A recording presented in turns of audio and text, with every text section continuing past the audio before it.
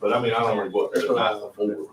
It's not a real shit. Could have been really, really bad. When she was driving the Escalade, took tires off.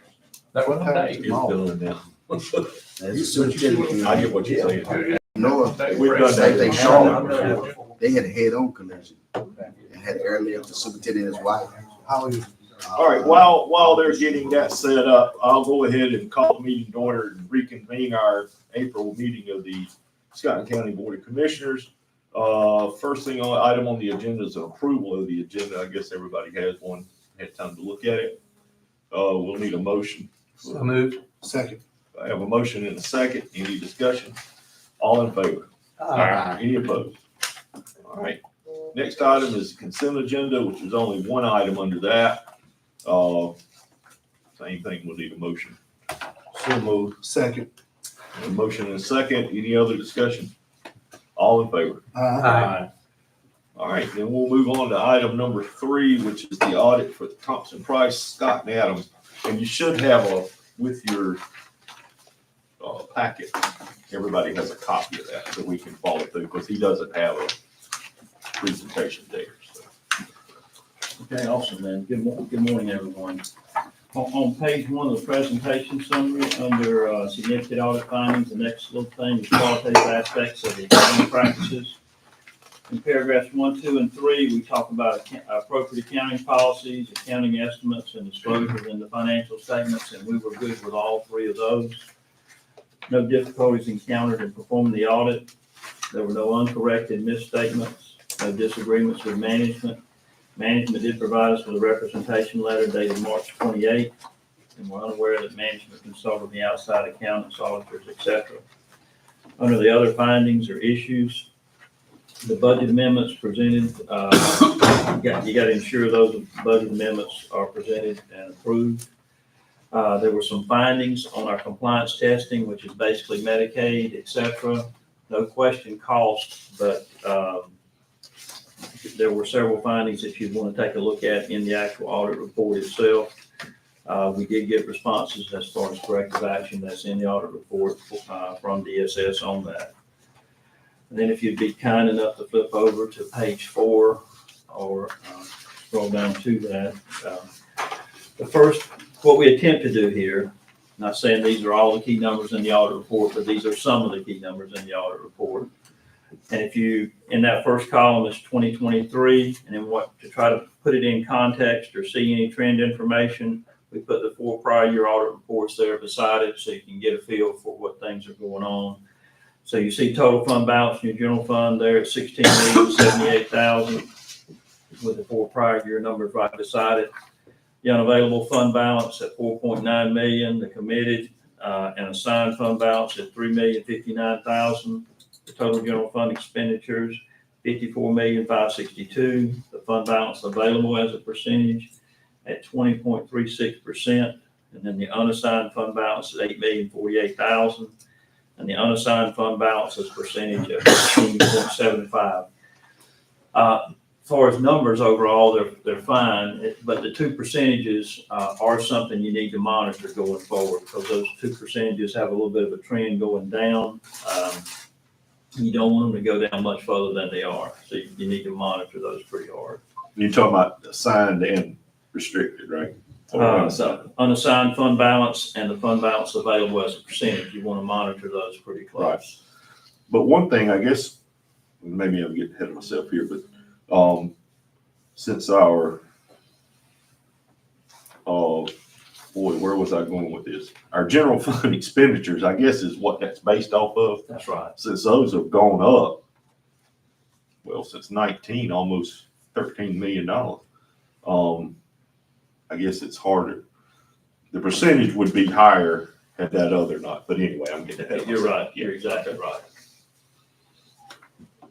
But I only say to monitor it because one of the main things that the LGC or the debt committee at the State Treasurer's Office is going to look at, there's several things, tax collection procedures being one of them, but this available fund balance and unassigned fund balance, if you go to issue debt, that they would be taking a look at those percentages. So just be conscious of that fact.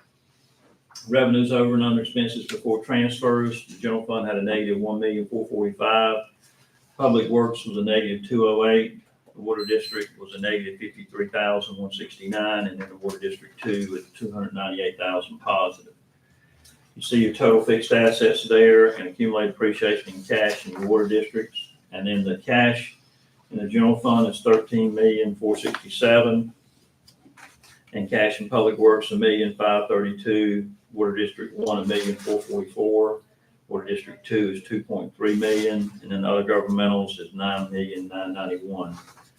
Again, you see your fund balance in the general fund is 16,078,000. Public Works net position of 443,000. Water District 1 is 1,000,007. Water District 2 is 2.8 million, and then other governmental funds is 5,054,000. You see your property tax rate there has been the same for all 5 years presented. And you see your collection percentage at 97.37%. And I believe that's the highest of any of the 5 years shown. Then you see your property valuation and your levy amounts there, and then a breakdown of your general fund revenues by department, total being 52.8 million. And to your point earlier, both the expenditures, which is the next section there, and the revenues have continued to go up over that 5 years that are presented here. And then the breakdown of your general fund expenditures with a total being 54,264,000. If you'd be kind enough to flip over. And Can I ask one more while we're on that page? Oh, yes, sir. The property tax rate is actually 99 right now, not $1. I don't know if that matters if you change it in that. I don't think it matters. No, sir. Okay. And then on page 5, you see total fund balance and committed and assigned fund balance. On the bottom, you see analysis of fund balance, and for the county in blue and the group weighted average in red. I apologize, it stops in 2021. We're gonna have to start doing some internal stuff on our side because LGC changed their group weighted average to basically everybody with a budget of over 100 million and everybody with a budget of under 100 million, which doesn't have a whole lot of comparability, if you will. It just basically lumps you in one or two groups. The analysis of assigned fund balance is a percentage there. You can see going from 21.6 to 14.75%. And then the analysis of revenues over and under expenses before transfers by fund there, if you will.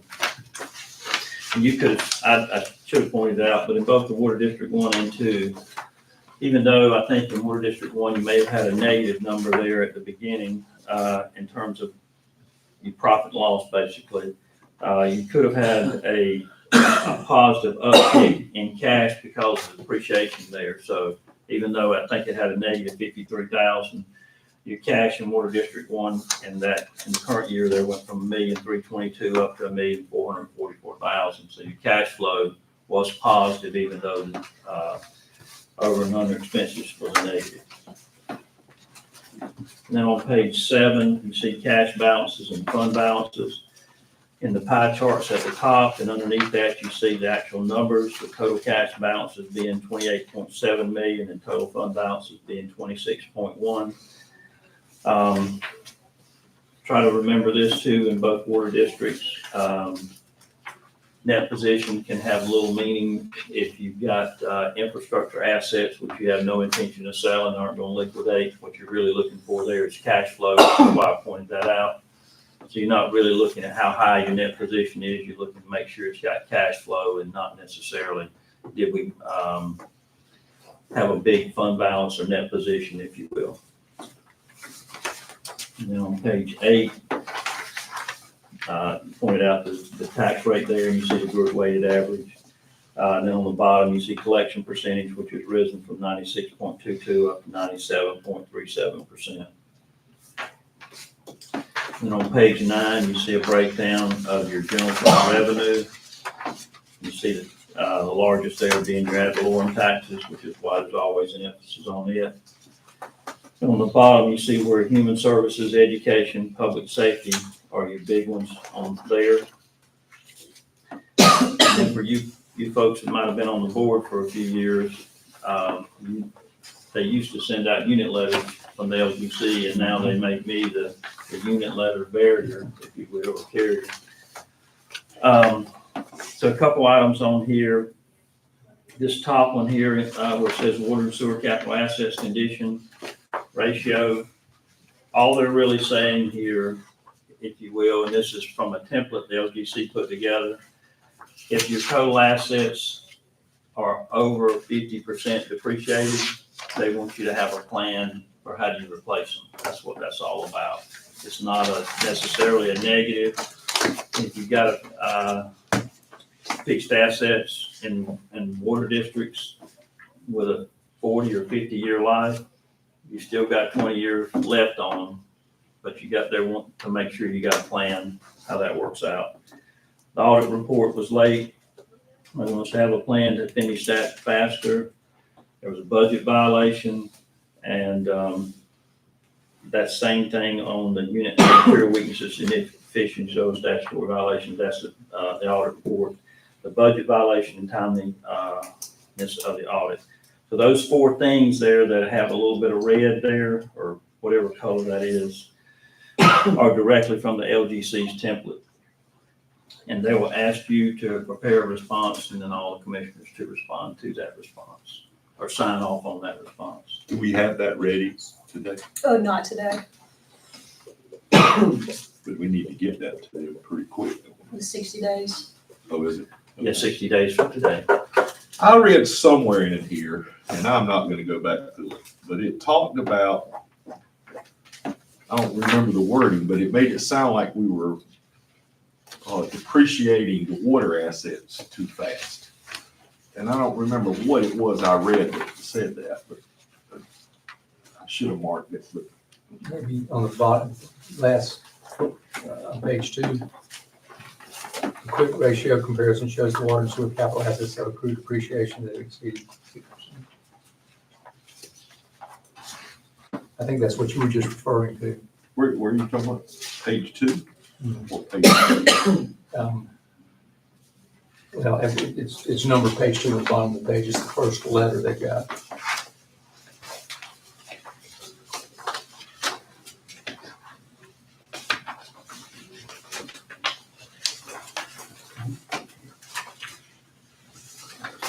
Okay. That water and sewer capital assets have accrued depreciation that's exceeded 50% of cost.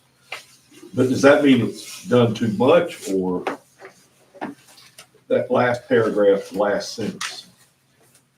No, sir. What it really is saying is on that comment I just made.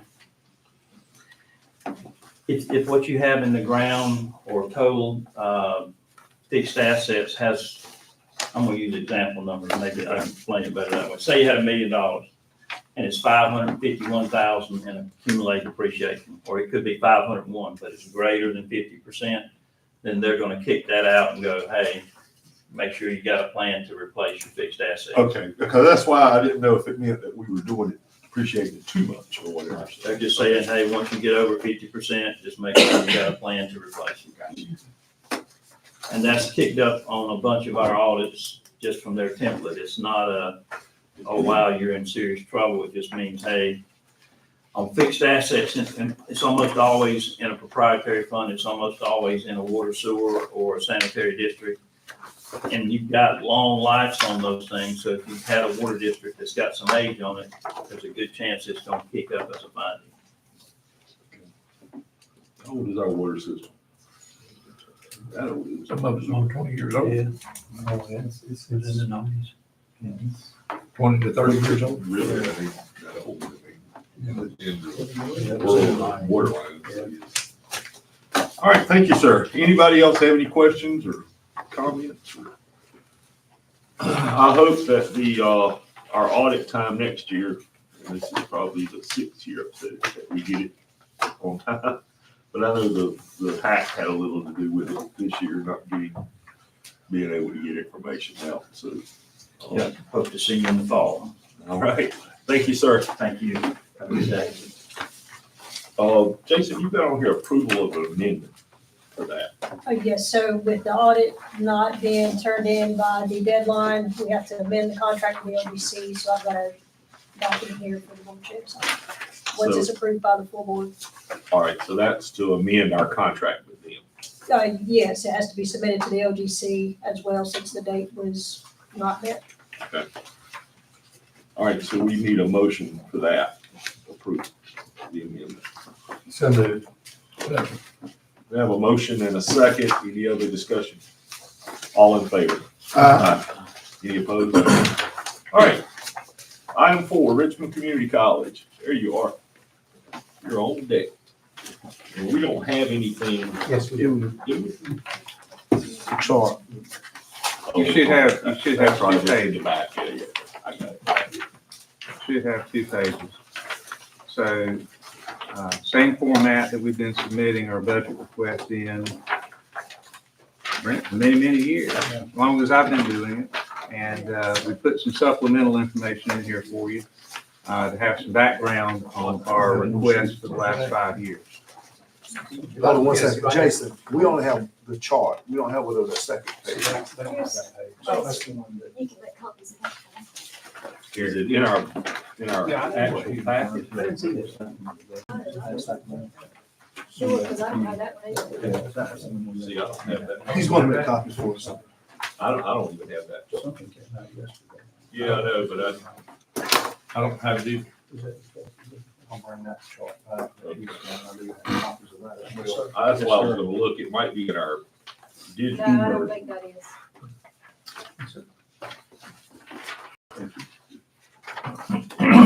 Because I did see it, but I think it was on an email. Can I have one? This is the information when we met with Ms. Need, Ms. Hobbs, a couple of weeks ago. We provided this information. This is a budget request that our board approved at the April meetings. First Tuesday.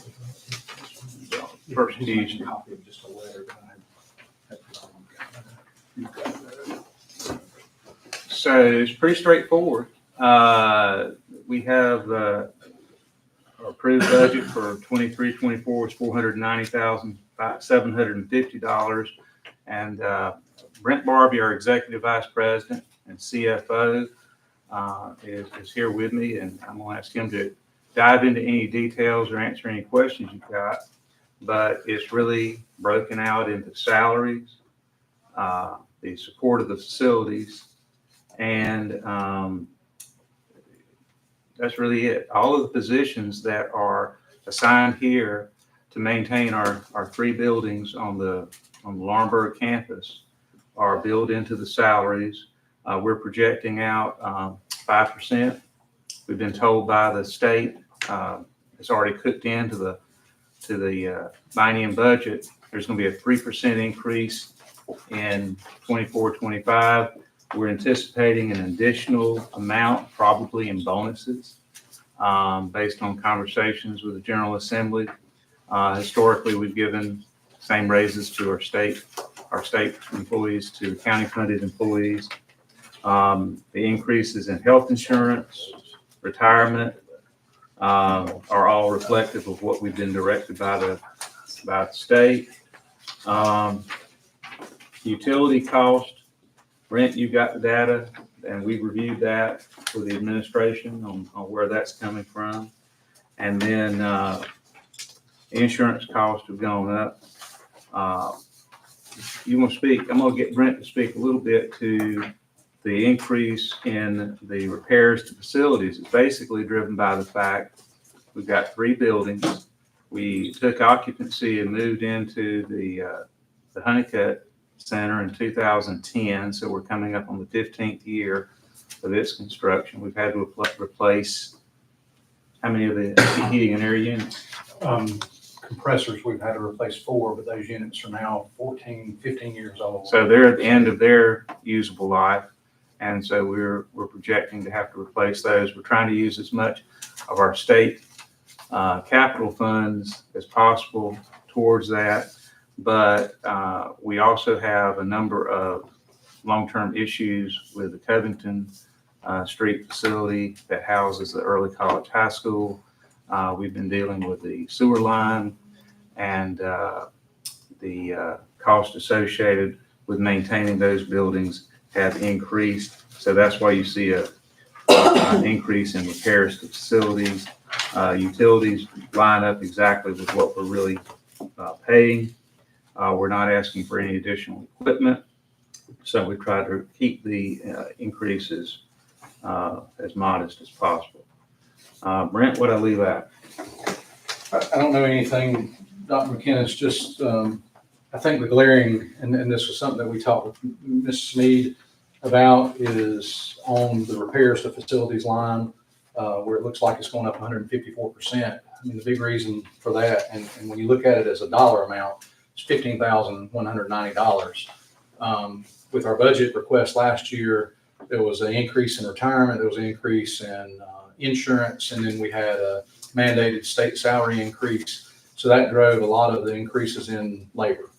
And with the funding that we received, one of the conversations that we had with administration at that time was that we would reduce repairs to facilities and hope that we didn't have any problems. We appreciate the commissioners coming together. We did have a problem with a failed sewer line at Covington Street. We had had a similar issue at Morgan Center after we had gotten this building. Covington Street's 75 plus years old. So we're having to snake that line out. We do have that repair scheduled for May.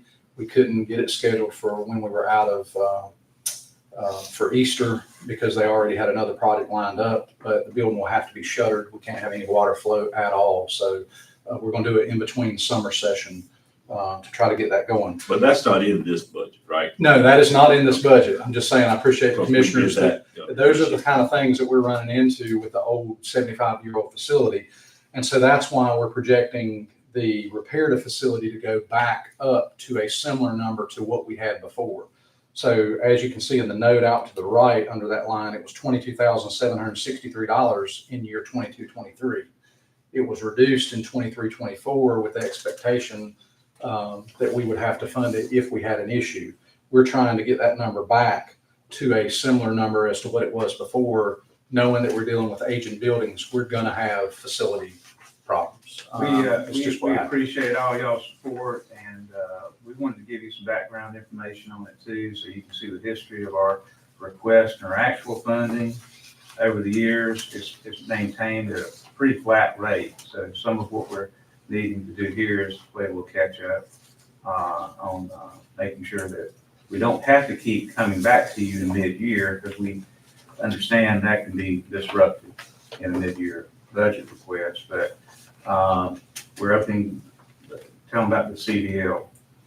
So right now, as everybody is painfully aware, we are waiting on the FAA to release permission to transfer that facility to the county and then the county to the college. I was out on the site this week with the engineer. We have not made any headway with that, and our next action would be to write a letter to our U.S. Congressional delegation to try to ask for assistance on that behalf. And so I'm working on drafting that right now. We've had a lot of, great relationship with Seth Hatchell out at the airport. That project's still running really well. We've got the design for the building finished, continuing to finalize the site work and work with the engineers. But as soon as we can get that land transferred, we're ready to go to bid. And we're going to break that bid up into two sections. We're going to do one for the building itself and one for the site work. And the reason is, in talking with the engineers and the architects, we feel like we can get more competition that way and hopefully a better price by trying to split it out. And it's very easily able to split into two separate projects that basically will run along parallel to each other. And the good news is that program's been very successful. We've had 100% completion for 10 classes now, and that's working out of a tent and a porta-john. So What's the FAA hold up? So apparently the FAA has to approve any release or any change of property for any airport. There is one person, this is what Seth Hatchell has told me, there's one person in the country that does that, and they're on medical leave. And so therefore it has dragged to a halt across the country.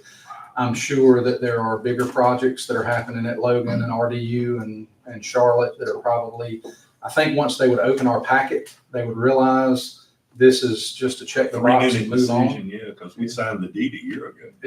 Yep, and the holdup is with the FAA.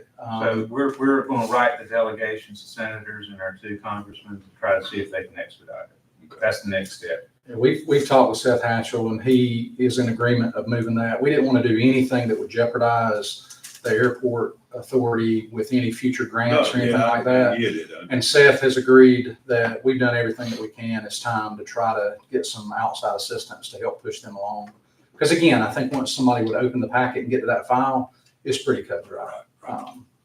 So if commissioners have any other questions, I'd be glad to try to answer them. As Dr. McKenna says, it's pretty straightforward. Anybody, any questions? I think there's some, I think, really important information on the sheet that they've handed out. The question that I would have, but I think it's already answered here. But I think it's important that the percentage of students that RCC has grown from those who come from Scotland County. Right now, the number of students that RCC has enrolled, 31% of them come from Scotland County. When you look at what Richmond is putting into the budget for RCC, full disclosure, I'm on the board of trustees of RCC, so I know I've heard some of the other information. I've heard the presentation from Richmond. They're paying about $2.5 million, or that was a request. That's correct. For their 69%, or even less than that, of the students that go to RCC, and we're paying $500,000, so we're paying 20% of what they're paying, and we've got 31% of the students. They've had lots of other places who've offered to provide them property to put their truck driving school. They wanted it to be in Scotland County. We have some folks in Scotland County who think we ought to grow more truck drivers, both themselves being one of them. And so I can't imagine, when you look back at what RCC has done, the money they've invested, the time and energy they've invested in improving, we've got a community college in our town for a whole lot less money than most counties are paying for having one in their county. So I think we need to be supportive of their budget, and I think it's probably the best money we spend for those kids who go there, particularly for our search program. I think that's one of the best things that Scotland County Schools does out of all. So that's just, there are a lot of things that they could say to promote what they do here in Scotland County. They're just trying to give us the numbers, and looking back, we've not increased it over the years. Their investment in this county has been tremendous, and I think we need to support them and continue to do that. Thank you, Mr. Gibbs. Anybody else? Thank you both. Thank you. Thank you. We appreciate it. Yes, sir. Y'all let us know if you need anything. Thank you. Thank you. Sir. We will. We sure will. Absolutely. Speaking of Dr. Ball, you up. All right. You on deck. Damn.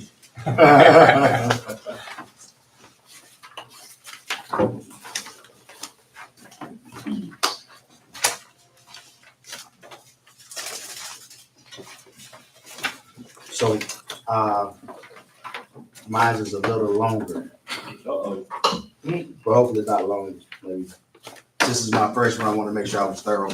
But first, thank you to the opportunity to Vice Chairman Ivy, Vice Chairman Gibson, and the rest of the board, to Ms. Lee. I got my team with me. I got HR Director Dr. McCray, Chief Finance Officer Juane Chavis, Dr. Chapman, our Director of Operations, and Meredith Bounds, who's our PR person. So I wanted to say thank you for working with us as a team. We've had some liaison meetings that all the time I felt like the best interest of children was at the table. At no time did I feel like it was determined before we got there. I thought it was a really good conversation. And we didn't get what we wanted. You write that down. But I think the conversation of what was best for kids came out of the conversation. When I started off the slide, I just wanted to make sure that I told the story where we was at. This is what we was expecting. We was expecting 10-5. Wanted to make sure that the county commissioners knew that we had 157 pre-K kids that we wanted some extra additional funds for, and we wanted an extra 25 grand for the cost of for the raises and some things that we was wanting 10-8. We was expecting 10-8. What we hoped for was additional 2.2 for competitive. That was like the wish list to put it out there. Not that we was expecting to get it, but we actually had a conversation about it. And I thank you for taking the time to hear it. not to just throw it out the door like it was an unmeaningful conversation. Thank you for at least listening of why we wanted that. We wasn't able to get it, and we settled on 10 million. And I thought that was a happy medium on both parts to come do what's best for all kids of Scotland County.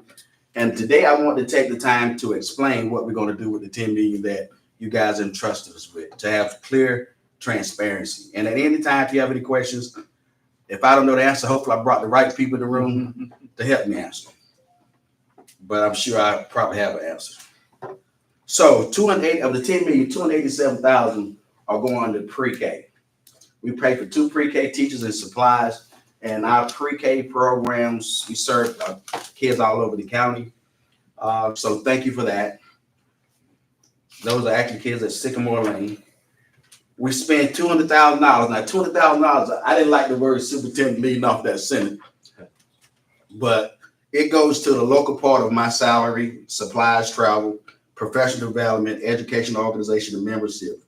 And that's just not for me. That is for all my cabinet that we can spend and get people the PD that they need. If we're going to change Scotland County schools, we can't be stuck on thinking we know everything. So we have to provide the right PD to make sure people are trained up to speed to grow other people and build capacity. We spend $52,000 of that 10 million on principals and bookkeeper. This was include travel, any individual pay for salaries for principals. To keep the best talent, we got to be competitive. Now, I'll share all this with you, so you don't have to worry about. And if I would have knew you wanted it ahead of time, I'd have sent it. Like I send you whole slides, so you can just don't keep up the notes. Yeah, I'll send the whole presentation to you. And those are our trusted principals right there, so you can see what we're working with. So we want to make sure we keep the talent that we have. We spent $180,000 in our CTE budget. Now, CTE is federally funded, but it doesn't meet all the requirements. When working with budgets, when you get the federal dollars, they're good, but they're awfully strict. The local dollars allow us to be a little more flexible with our CTE programs, such as programs that Shaw provide things that are more personalized for kids within a CTE program. We spend $45,000 of that 10 million on a teacher assistant. And this teacher assistant is actually located at Shaw Academy School. So with the benefits and some supplies that go in that, we pay for a teacher assistant there. We spend $270,000 on exceptional children. Now, we have a big argument with the state about funding for our EC program. State currently funds us at 13%. 1 out of every 5 kids in Scotland County has a title EC. And the unfortunate thing, the money don't travel with kids. We have kids that I think, if I'm not mistaken, maybe off 1 or 2, I think we have kids in the elementary that's pre-K or elementary. They have 5 nurses. So those 5 nurses are going to have to travel with those kids for 12 years. So there's no way that we have enough funding from the federal government. So thank you for the $270,000 that we use to help with those, especially PNA, what's the proper word? Personal care assistants, PCAs and things like that we don't account for until that kid gets a certain illness. So out of the 5283 that we currently have enrolled, we have 1042 that's EC. We have $85,000 that comes out of $10 million. And you see this picture of no faces that we send to charter schools. So 85,000 of that 10 million from the gate, we send it to them. And most times if that kid get kicked out of a charter school and comes back to Scotland County schools, we don't get our return back. So that's the sad part. We may get, if I'm not mistaken, we do get some if they come back at a certain time. Depends on what month they come. Yeah, if they come back out of a certain month, and believe me, if I was a principal of a charter school, I know what month to send them back. So it is calculated and it's part of the game, but we don't get that 85 back. Dr. Ball, who is the 5 charter schools? I don't know the names right off the top of my head. The last one, not Christ We have College. Alpha Academy, the 2 in Moore County. We have students that go there, and that's the 3 I know off the top of my head. So we have to send. Yeah, it doesn't have to stay in the county. So why do we do that? Why do we? It's Because state the law. legislator mandated. Yes, Yes, Wait, how many kids does that 85,000 represent? 43 students. And so you get, I'm sorry. I was under the impression that you were, that what you were, that what, not, this doesn't have anything with Scott County, but what the local school systems was having to spend was a lot more than $2,000 per kid. That's what we pay for out of local. Now, we Okay. still send more money from other pots, So but you're sending 85,000, about 7,000. yes, we're sending much more, So whatever we appropriate on your ADM yes, is what you have to send to, pretty much, yes. Hmm. But the other, especially going out of county. But I So mean, we can- don't control with our miracle worker back there, moving money over here and over there, we can take some state funds and try to keep our local dollars to do some more flexible. Local dollars allow to be more flexible with it. And what the state has done, if I'm correct, is the legislature has allocated a ton of money to go to kids to apply to go to these charter schools. That still takes money out of Local. the local public school funds. Correct. But our goal, let me say this out loud, it has nothing to do with the budget. Our goal is to produce a product to make every sure all these kids are leaving want to stay here. If we do what we're supposed to do and put a product on out to the community that where kids feel safe, feel loved, feel welcome, and can get a quality education, they'll come back home. But I'm not one to complain until the product get there. Because if my kid can go to a better school, I'm gonna do whatever I take to make sure my kid is in the best place. My goal as responsibility of the superintendent is make sure that my kid wants to go to every kid in Scotland County. Because I'm gonna make sure they have a quality education, and we are working tirelessly to make sure that happens. And it's coming. It's coming. Slowly. But it's coming. It's coming. So, man, believe it or not, we spend an unbelievable amount of money for copies. We are actually working on things, trying to figure out how to be better resourceful and better stewards with money, from trying to cut out print to, man, color looks good, but color is costly. So we spend $300 of the local money given to you for copiers and machines and rentals. We don't own copiers, not many, but the rental fees pays $300,000 of that. And I want to say we actually spend more than that with some state funding as well. All of these numbers are maybe higher for what we spend, but this is just what we use out of the local money to help subsidize some things. We really try not to spend much paper, but when you come to learning, if you got a kid that learn better because they can see better and it looks better come off the page, we will not subsidize learning for color, although I preach it pretty hard. Are you prepared to answer a question this time? Yes, sir. Pardon me. The previous slide, what are some of the couple of reasons for kids wanting to leave our school? Charter school. Yes. Sir, it could range from athletics. Some charter schools may have a tennis program. It could be discipline. It could be my mom works at the school. And the truth of the matter could be racial. It could be I don't want to go with a bunch of kids that don't look like me. It could go with I don't like this person. It's a gambling reason. If you ask the teachers in the community, as I hear that left, the ones that want to stay are talking about coming back.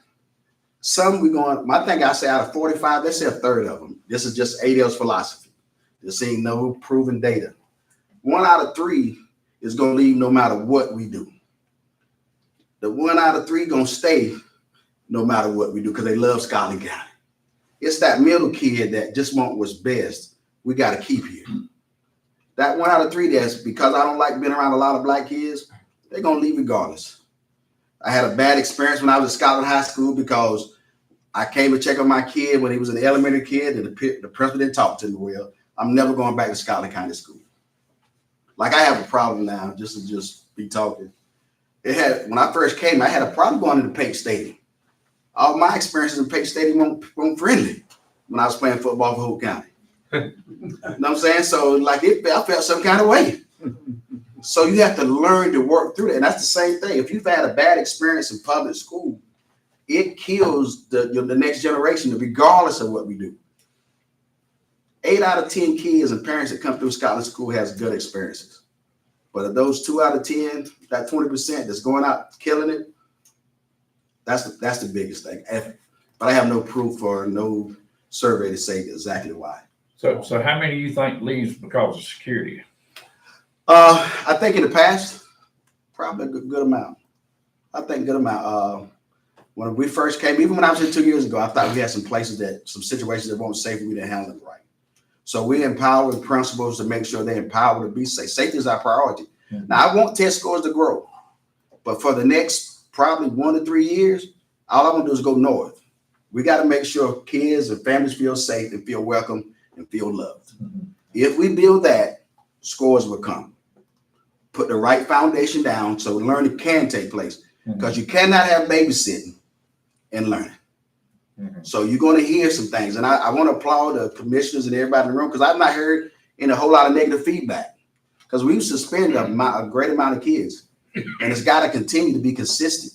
I know that, if you don't mind me saying it, but I know before you come with us, I know that we had a lot of gang fights. We had a lot of group fightings, people taking guns to school.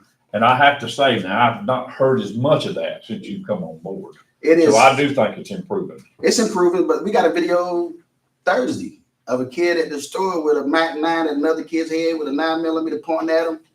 They're not in school now, but they're school-age kids. Mhm. We've suspended them and got them on virtual class, but those are our product. The problem that we have in Scotland County is not a Scotland County schools issue. It's a community issue that bleeds. I heard a kid, the big fight we had at the football, one of the first ones we had, 22. I had a conversation. I want to talk to every kid that was involved. Like, why are you fighting like this? And they say it's the safest place to fight. Can you understand that? Because of our metal detectors. When they walk through the door, they know you may talk junk to me at the store. I can't say nothing because you suddenly shoot me, bunch of guys. But if I come to the school, if you beat me up, you just beat me up. It's a fight. They feel better fighting at school than fighting in the community. Now, when you start talking about math, science, English, and social study, in the grand scheme of things, we got to fix this before we can address that. And if a teacher doesn't feel safe, our teachers at some of our places love kids. They want to see, but they're a tad bit nervous. We got to make them stop feeling nervous. We got to make sure principals feel like the community is not going to attack them when I suspend all these kids that don't look like me or do look like me. It's going to be some hard conversations moving forward. A lot of kids are going to get suspended, going to look like me, and you're going to hear this. I'll talk about me. That man suspending all the black kids. But if the black kids are acting up, we deal with whoever messed up, whoever break and violated. If it's Mr. Gibson's son, Miss Sneed's nephew, the same thing across the board. We're going to take all the blinders off. The money is just the vehicle we need to help us go from decent to good, from good to great. And we're going to get to greatness because we got great people here. We really, really do. But I'm real transparent. It's a lot of stuff broken, but it's going to take some time to fix it. And we're going to have to, the reason why we want the extra 2.2, and I know it's not this year, but as you plan for supplements, it's the level of talent that's needed. It's the level of diversity that's needed. If I can drive to Robinson or Hoke or Moore and make an extra $1,500 a teacher on a supplement, that's a big deal. So in the future, not now. Yeah, just. Well, you say a lot of things are broken, but you know, if you go around and look, Scotland County ain't the only thing that's broken. Oh yeah, it's national. Yeah. Yeah, So I think we're better than some of the surrounding counties. Yeah, it's national. It's a national thing.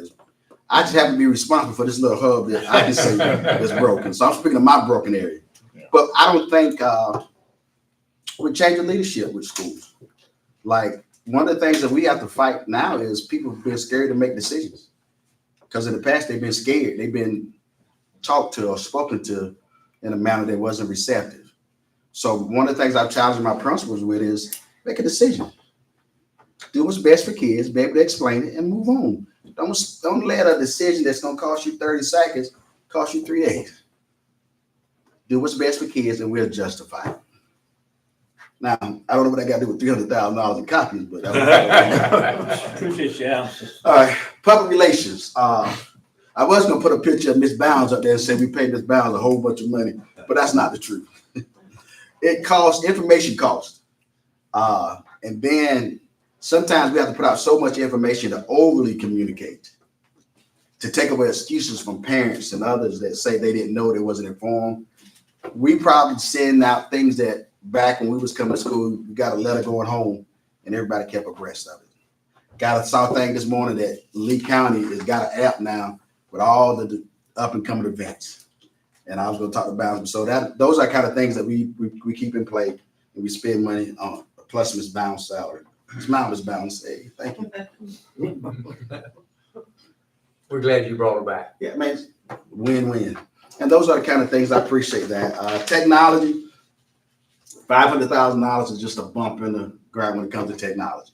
So we spend $500,000 of the local money towards technology. And when I say $500,000, it's our goal. Now, as things happen, we may get some state funding with technology that we can take $500,000 and make it $400,000 and play with that a little bit. So don't think this is an overview.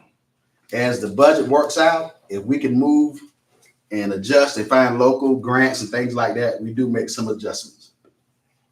But all the adjustments are going to be done for what's best for kids and staff. And staff. I always used to say students, but just students and staff. Well, you may not know about this. Don't forget though, that I guess that room is still full at IJ. Oh, no. No. Oh, okay. No. Okay. Never mind. All There was a bunch of stuff still in the box in there you could have maybe used, but anyway. I ain't been in there in a while, so. So $200,000 is for our finance department for software and staff development contracts to make sure we stay out the news for staff development, that everybody's governed by the law. But Link is one of the things that we use for our financial processes that cost a pretty good lump, as well as the PD that's offered to go with it. $93,000 is spent on human resources, recruitment and retention. I should have put that big on there. A lot of money we spend in HR is trying to make sure we can keep our talent and go get our talent. You'll see the one that say H-1B. We have some teachers from out of country that are really quality teachers. And sometimes we have to make an investment to keep those staff here. You're going to find in the future at Scotland High School, our math department, the science department, probably going to look like a college science and math department. When I was a principal of Hope County, had quite a few parents complaining about my kids say I can't learn math. I can't understand what the teacher's saying because they're not from America. But I would say, where you want to go to school at? And this particular kid said, I'm going to go to Duke. You're a bright kid. I said, all right, Mom, Google Duke math department. They got to look at. I said, let me know what you find in America.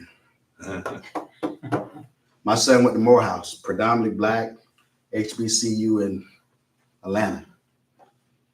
If he's had an American math or science teacher in the 4 years he was there, I'm flying the next space shuttle. So when we prepare kids for the 21st century, when people you start hearing the conversation of, man, my kid don't have an American teacher or a teacher that speaks English clearly at Scotland High School. It is like that across the nation, that we're going to have to go recruit and find some math and science teachers, because Pembroke is, I think, putting out 12 educators. Not a lot of secondary folks. Yeah, and all the 12 they from the graduate, I think one is secondary. Fairfield State is putting out less than 20. Campbell's putting out less than 20. NC State may be putting out 100, but all those are guaranteed. So we're going to have Robinson, Hope, Moore, Scotland, Waynesboro, Richmond fighting for about 50 teachers from the local university. St. Andrews, please forgive me about that. They're producing a few, about 5 or 6 teachers. So a math teacher is as good as the number 1 draft. It's a whole lot easier to replace an administrator than a math teacher. You could, if I leave tomorrow, you'll have 50 people apply for superintendent. If that math teacher from Scotland leave, we may have 2. That's high. So we got some math teachers that are not good math teachers. Not good at all. But they got a certification. Got to hold them. And hopefully we can grow them. So you're going to hear the word PD a lot. We spent $325,000 in transportation, salary, benefits of the director of transportation. We spend a little too much money with bus monitors because of monitoring behavior. We're going to have an influx next year. If riding the bus is a privilege. And I'm saying this to start, when people come to you and ask and start saying they suspend a lot of kids off the bus in the second grade. Yes, maybe mom and dad bring them to school enough. They'll know how to act. Don't mean that they aren't good kids, mean they're making bad decisions. So I said it this year. Nobody took my advice. I was like, suspend them off the bus. Stop calling me. Don't let it ride. Suspend them off the bus. So when you hear it, please support the fact. Nobody. Can you imagine a second grader being so distracted, not even great, that it makes that bus driver look up in the mirror, they hit a road, turn, hit a rock, go off into the ditch, all because of behavior? So when we suspend kids off the bus, it's just not for them, it's for the safety of the other kids. So bus monitors is a big deal. We have more bus monitors here than I've ever experienced in any school system I've been to. And the state don't pay us or reimburse me for bus monitors. It used to be if you asked for a bus monitor, everybody got one. I was like, what? Suspend the kid off the bus. Easy fix, but that's mine. Are any of our buses required to have monitors? Some DC are. They're set for children. Now they are paid for out of different funds. Those that require, but we have regular buses. And what we're going to put in practice next year, just for disclosure, Mr. Chapman's going to monitor, and I'm going to monitor Mr. Chapman, is to say, if you have too many bus monitors, the administrator should ride the bus. Let the AP ride the bus. I bet you they'll suspend them then.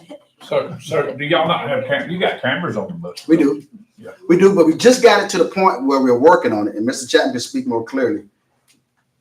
It used to be every time you want a camera, somebody had to go to a bus and pull that camera. Mm-hmm. And then it would take somebody 2 hours to rewind.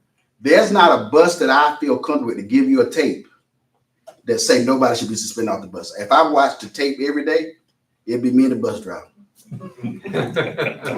I don't get involved in that because, not to be disrespectful, it's down in the weeds, but my level of tolerance, we got some great people that I call save the puppy leaders, and we need save the puppy leaders because I always kept somebody around me to say, lighten up, man. You can't get rid of all these kids. So our principal has a good pace, and I try not to exert my fit because it wouldn't be about it better be on the bus. Mm-hmm. But at the same time, I want you to be empowered. At some point, just you talk to them 3 times, let them go. I'll deal with the parent. Parents gonna come fuss me out, may talk about me in the paper, but they still gonna be home with you regardless. Yeah. At the end of the day, they're not gonna be here because we can't take learning to the level we need to go to and put up with it.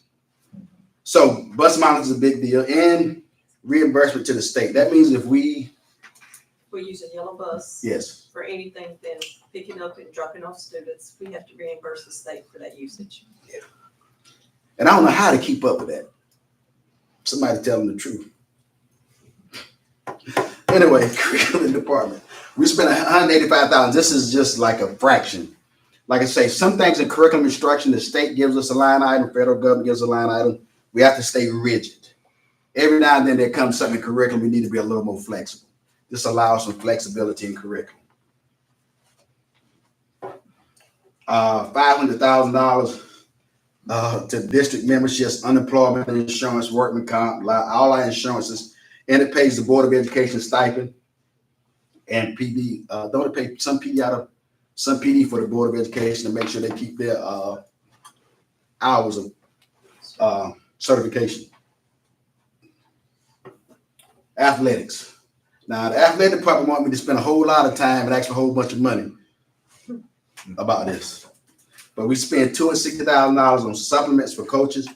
And believe it or not, coaches in Scotland County hadn't had a raise in a while for supplements compared to a lot. But we still do pretty good.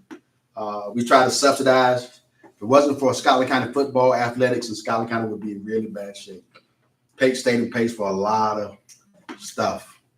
The majority of athletic events in this district.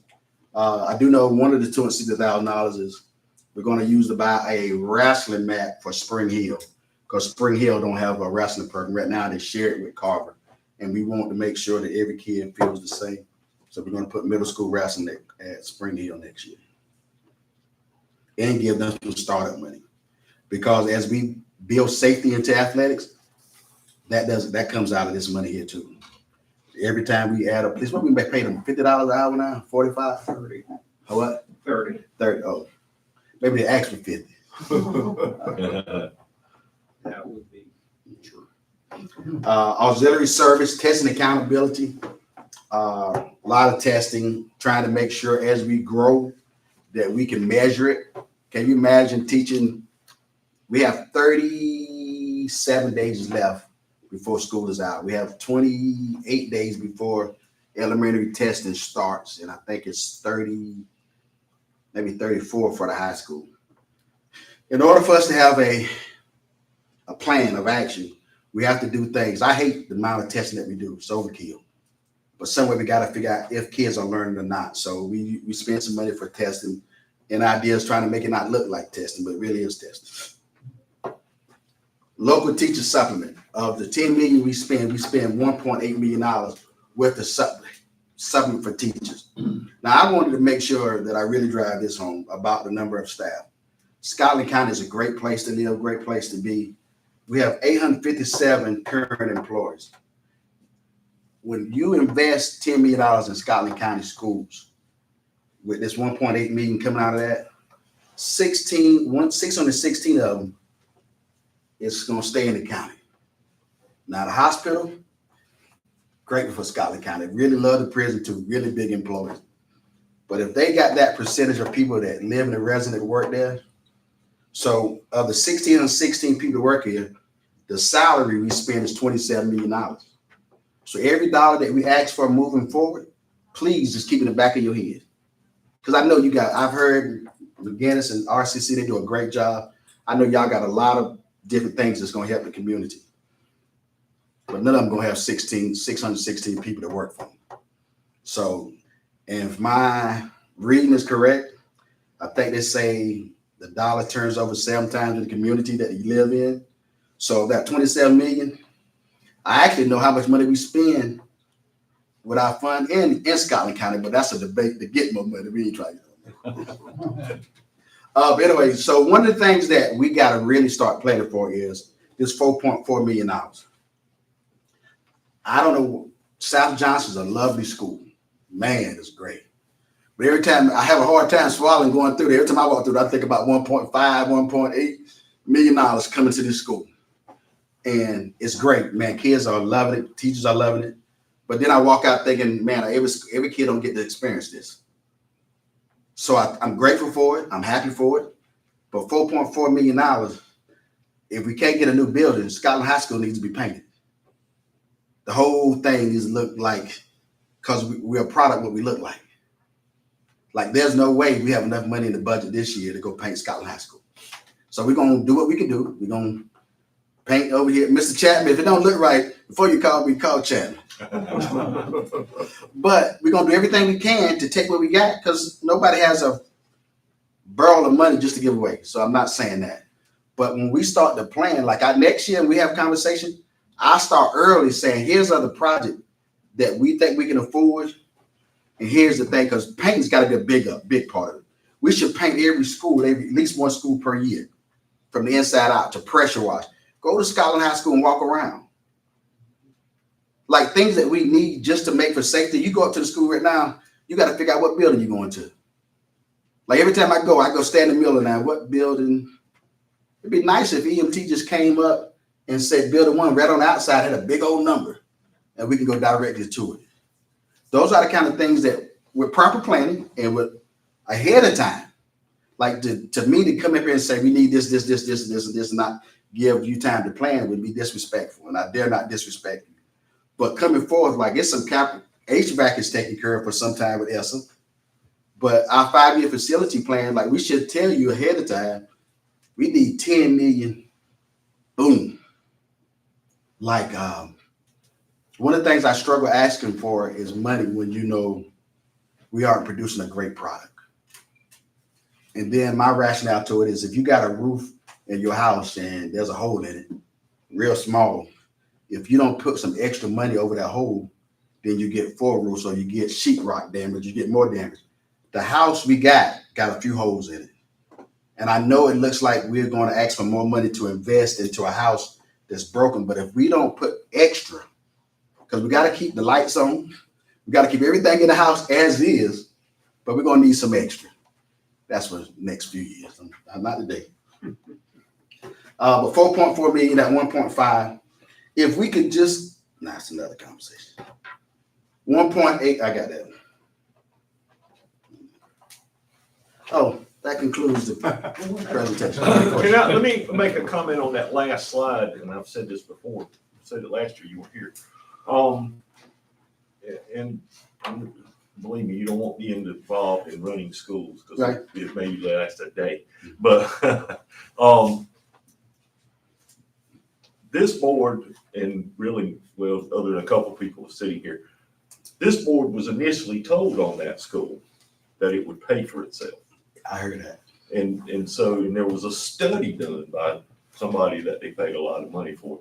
But then I don't think none of that was ever realized. But I mean, I don't know if there's a way to go back and look at that. Of course, maybe too late now because we're down the road. But,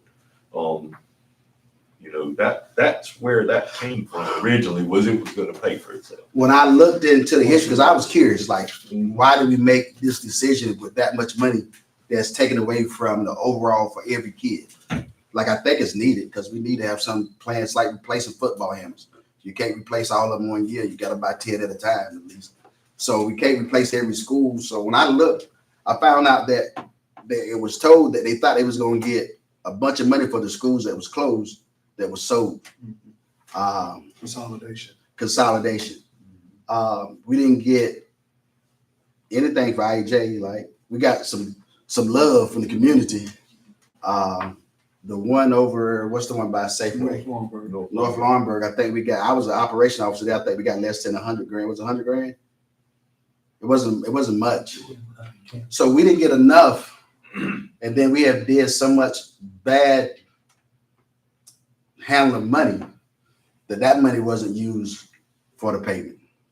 So I'm not saying, they're not want to point fingers at anybody. My thing is, how do we take my conversation as I gain trust and build trust with you? Like, what do I need to do and what do we need to do? Just move forward. Like, the 1.5 is here, 1.6 is here, whatever we got to pay. That's part of it. So being transparent, I know the beautification of our schools has to be a priority. Once we get safety and when we get everybody love, nobody wants to go to a bad looking home. If I really take pride in Scotland County, man, as a Hope County graduate, when I rolled past that bridge, I say I didn't like it, but it was nice to look over at Pate Stadium, see that big S and see that shiny concrete, and look over there and see that baseball field with the lights on at night. Like wow. Now I would go back to Hope and say, man, why we don't have this? But now when you ride and you start looking, it's like, what do you find? Like, Gary made, I don't know if y'all know him, do an excellent job with the athletic field. If you ever see him out on that tractor, say good job. Because we don't pay him enough money. And we can't pay him enough money. So, but. Oh, I didn't want to cut you off, but I have a question on that. Yes, sir. Ask. And if I don't answer while you and your staff are in here, I won't ever get the answer. Okay? 50 years ago, 60 years ago, we had 9 high schools, 9 marching bands, 9 baseball teams, and all the other things. And with one school, you don't have that anymore. How much does that play into the lack of interest kids having graduated and coming to school? To answer questions like that, you have to go in somebody's house, because those are parental guided things. What we had valued at our dinner table meant something. Like, I went to the baseball game last night, watched us play Pinecrest. Like, I can't stand around people and close to athletes. I have to go by myself. Not that I'm scared to talk to people, because it means something to me to lose. It means something to me to put on a uniform that somebody fought for me to be able to play. And to see kids and parents speak disrespectful, act like they're privileged, not just Scotland, but Pinecrest too. It ain't, like you say, it's not a local thing. It is like, how can we be those so disrespectful? Bring somebody from Scotland, that the Earl McLaurens that I played against, or some of those guys that come through and see kids walk off the football field. See the marching band halfway go through a performance when Scotland County had that big truck would roll in, everybody around was like, here comes Scotland. Those come from a table. And if the one thing I believe the school has to do, and it's bigger than a test score, we have to be the revival, for lack of better words, of change. That at least when the kids come to the schools, they start hearing the right word. But here's what I was thinking. When we used to have 75 kids playing baseball, with one school, you can only have 15. With 200 kids marching on a band, well, I remember we used to have a big band in Scotland. Had 4 buses, and now we're down to 1. But anyway, my point was, how much have this coming together diminished interest in graduating from high school? Some kids, when I was in school, now that was for many of you were around, but they came to school because they played ball, they played football, they were in the band.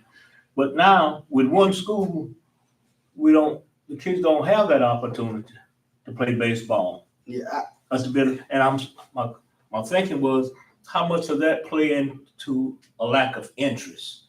I think lack of interest is probably a good way to put it, but I think it's not from the school. It's not even from the community. It's the society where everybody has instant gratification. The change brought this in. I mean, it forced it upon us. Okay. Cell phone. Think about, we complained when we used to send a letter. What was the stamp? I think the stamp used to be 20 cents, and then it went up to 30 cents. And I remember my parents getting mad. And I'm thinking, we can send a letter anywhere in the world for 30 cents. And I was young. I'm thinking, what's the big deal? Now think about, it used to be a letter. Now, if your internet is more than 30 seconds, you see grown people really frustrated. Take a cell phone from a kid today at the high school. Like I'm really not ready. We're not ready for this because it'll be too much fighting. To go a cell phone free zone. Yes, sir. Go cell phones free, because the amount of infraction that comes with a cell phone is unbelievable. I've had a kid have this was our principal, what you call it, like one in the shop pretty much. Passed out, had to call EMS for the cell phone. And I don't have any, so I walk away because I don't have any, I don't understand this. So I send the social workers and the nurses, y'all deal with this.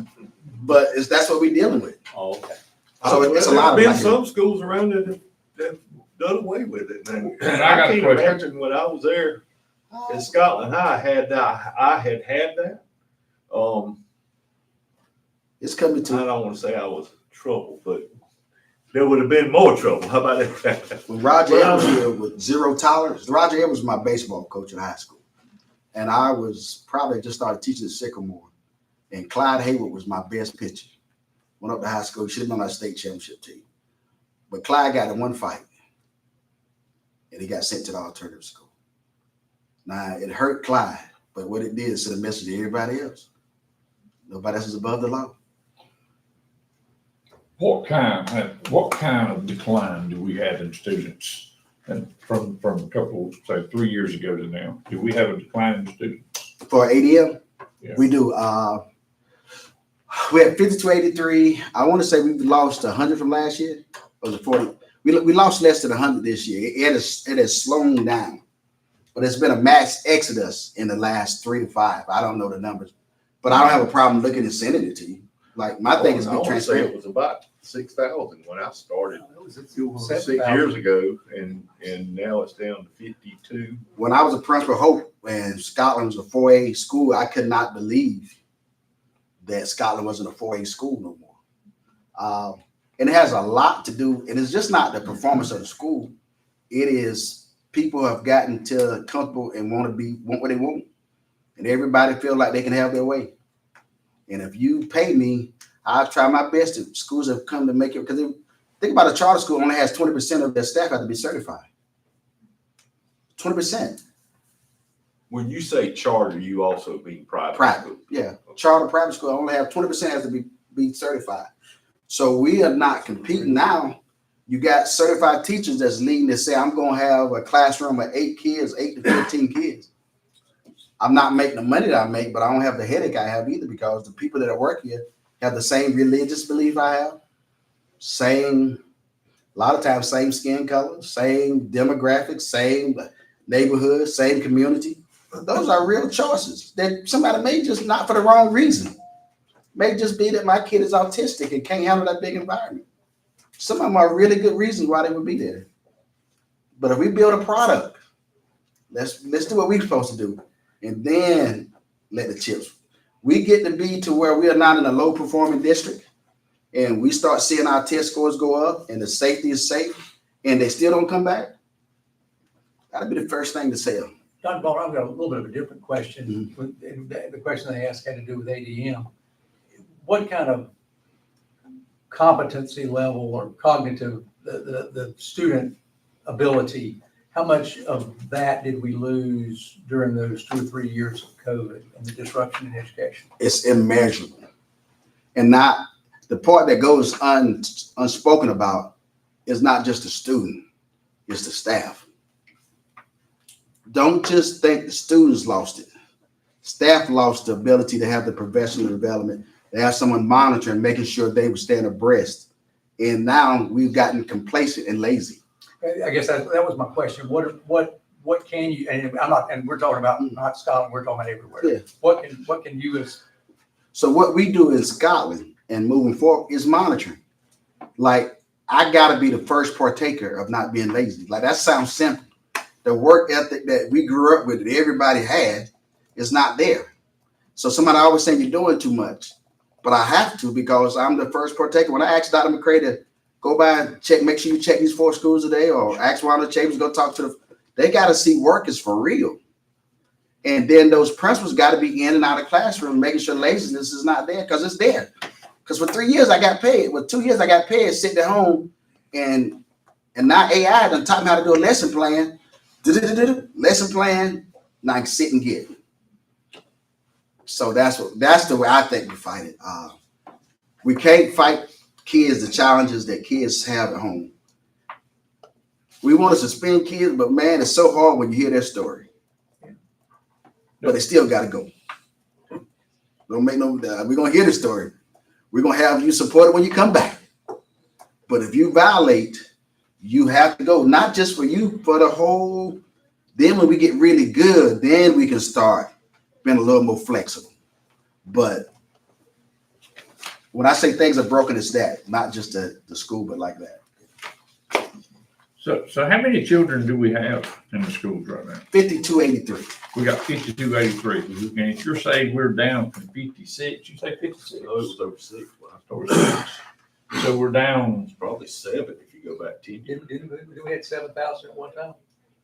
Yes, I mean, when I came 15, 16 years ago, it was close to 7,000. So, but I think also the county's decreased population over that same period of time. It's not just students choosing not to enroll in school. Okay, I'm gonna just say 7,000 or 5,000. I'm gonna say 5,000. We're down 5,000.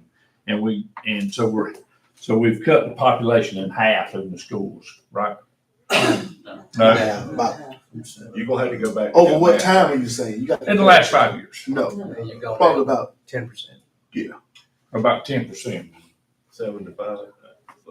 No, but if you only go back, you have to go back 15 to get Yeah, 7 yeah, years. yeah. So you go back 5. I got Well, if he's only got how many students? 5283. 5283. Round it up to 5,300 if you put a dollar figure. Okay, 5,300. He went about 5,300. Just say 5,300, and we've down 56 in the last 5 years. That's half. that's a big drop in 5 years. 53. I think the drop in the 5 years. I think you said 6,000. We were at about 6,000. But basically, lost What 700 did you get kids. to? but that's basically what I'm asking is we need the same money to educate half as we did? Nah, this is It's a good not question. It's 700 kids less from 6,000, so that's about less than 15%. Okay. But I would debate that we need more, and here's why. The social emotional state that our kids are in today we're not paying apples for apples what we did 6 years ago. 6 years ago, 5 years ago, you could almost call a parent, tell them this is what's going to happen. The time and investment that we have to put in kids now is not the same. It is not the same. You didn't need an attendance clerk, or you didn't need mental health therapists. You didn't need all of these specialty areas. Like, the hole is leaking. We need more. Like, dollar for dollar, it seems like that's much more. It seems like $10 million should educate anybody, to be honest. But when you start thinking about fixing the problems that we have, it's going to require more. If I may, and I'm going to say this from the operational standpoint. 3 years ago, the school district entered into an application process to renovate the auditorium. The figures that they used were based on 2020 dollars. We finished that auditorium, but in doing so, we had to pull significant amounts of money out of our maintenance budget to meet the requirements of the plans, because construction and materials costs had skyrocketed because of inflation. The same thing is true with contracts for services. 10 years ago, when I was a principal, I could have brought in a technology advisor for $5,000 to provide PD for my entire school. We're looking at providing PD for our administration and lead teachers in AI, and the costs we're being quoted are more like $20,000. Everything has gone up except the state's investment in the kids. And when I say that, I see all the commercials that come out, especially around election time, where North Carolina said they gave this kind of raise to the teachers. And look at how much money we've invested. And they rarely break it down by, was it equitable across the range of experience? Because it's not. But the other part that they never tell you is how much money they took out of the health insurance program. I had an MRI 10 years ago. It cost me $15 from my state employee health insurance. I have another MRI coming up this Saturday. It's going to cost me $800. Wow. They gave the raise and they showed how great a thing it was. But every gift that comes out of the legislature is a double-edged sword that cuts somewhere else. Oh, I understand that. I understand that. What I was trying to get to, what I was trying to get to was just, I was trying to find out what are we giving per student now versus a year ago or 2 years ago. Now, you say you got 5,283 students. I thought we rounded it up. Okay, 5,300 Gotta students. get every dollar Yeah, you get. okay, we'd say 5,300 students. Now, Tim, you just said we was down 5,600 students, right? No. Down Go from down from 6,000 to 5,300. Oh, Went okay, down 700 okay. You went down 700 students, okay. No wonder you perked up when I was. Yeah, that's I right, you get what confused said. me. You confused me when you said that, because I don't know the numbers in the school. Right. But you say we're down 100 from last year. Right. Okay. Probably. That's over. I don't think we're down quite 100, but I feel safe saying it wasn't more than 100. Okay. So yeah, I can, just like I asked you to round up, I just round up to give you a ballpark number. So it's not 100, about 100.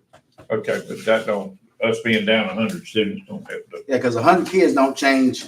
You can't come with a 0.5 teacher, 0.5 bus driver. So when we get an allocation, like right now, South Johnson and Law Hill is responsible for 1.5 guidance counselors based on the numbers. So what's the average in the classrooms? It ranges from high school, to elementary. So the state mandates K3, 4, 5, then 6, 7, and high school can have different numbers. So you try to make sure your core classes are smaller.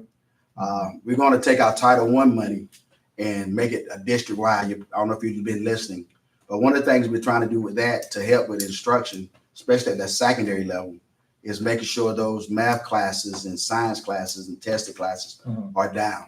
So when we have teachers, the state pays for 51 teachers at Scotland High School. We have 58. So those 7 teachers have to be paid for out of local money. And if we don't come up with a way to pay that, then so now we have to be creative. So we're taking some Title I, and then some of these special areas that we don't have enough money. So when you give us $10 million, we have to come in with a plan that says, how do we adjust? Because I don't think nobody's just holding money to keep just to be holding it. Like everybody wants what's best for Scotland County. So when you say 10 million is what we can afford, then we take the 10 million. Then one day comes back and say, let me show you. Demonstrate. You can't do it. Then we sit down and we talk and we say, okay, let's do this. Then we bring McCray and we bring operations in and we tweak and we tie. So that's how we came up with K-12 Title I, so we can have some funding for the high school to be more diverse, to deal with the discipline, and have more monitors, because the state's not going to pay you for safety people. So Dr. Baldwin, one of the questions or concerns I've heard is when you talk about moving Title I to a K-12 model, how do you justify taking monies from elementary, where the foundation we believe should be laid, and now moving to the high school? What advantage do you get from taking those funds away from elementary schools? Because every child matters. Like every child matters. And in Scotland County case, our case, we have a unique situation because of COVID, one, and because of leadership. We have a carryover of federal dollars. We can keep the same amount of people at the elementary school with the carryover, because if we don't spend that down, but we can only spend it on certain things. Like if they could say we had $4 million to do what we want to do, it'd be great. But this Title I money says we only can do it with core instruction. So we can take that and put it back at the elementary school, allow the high school to catch up, try to fix some things, and we can see some real action research.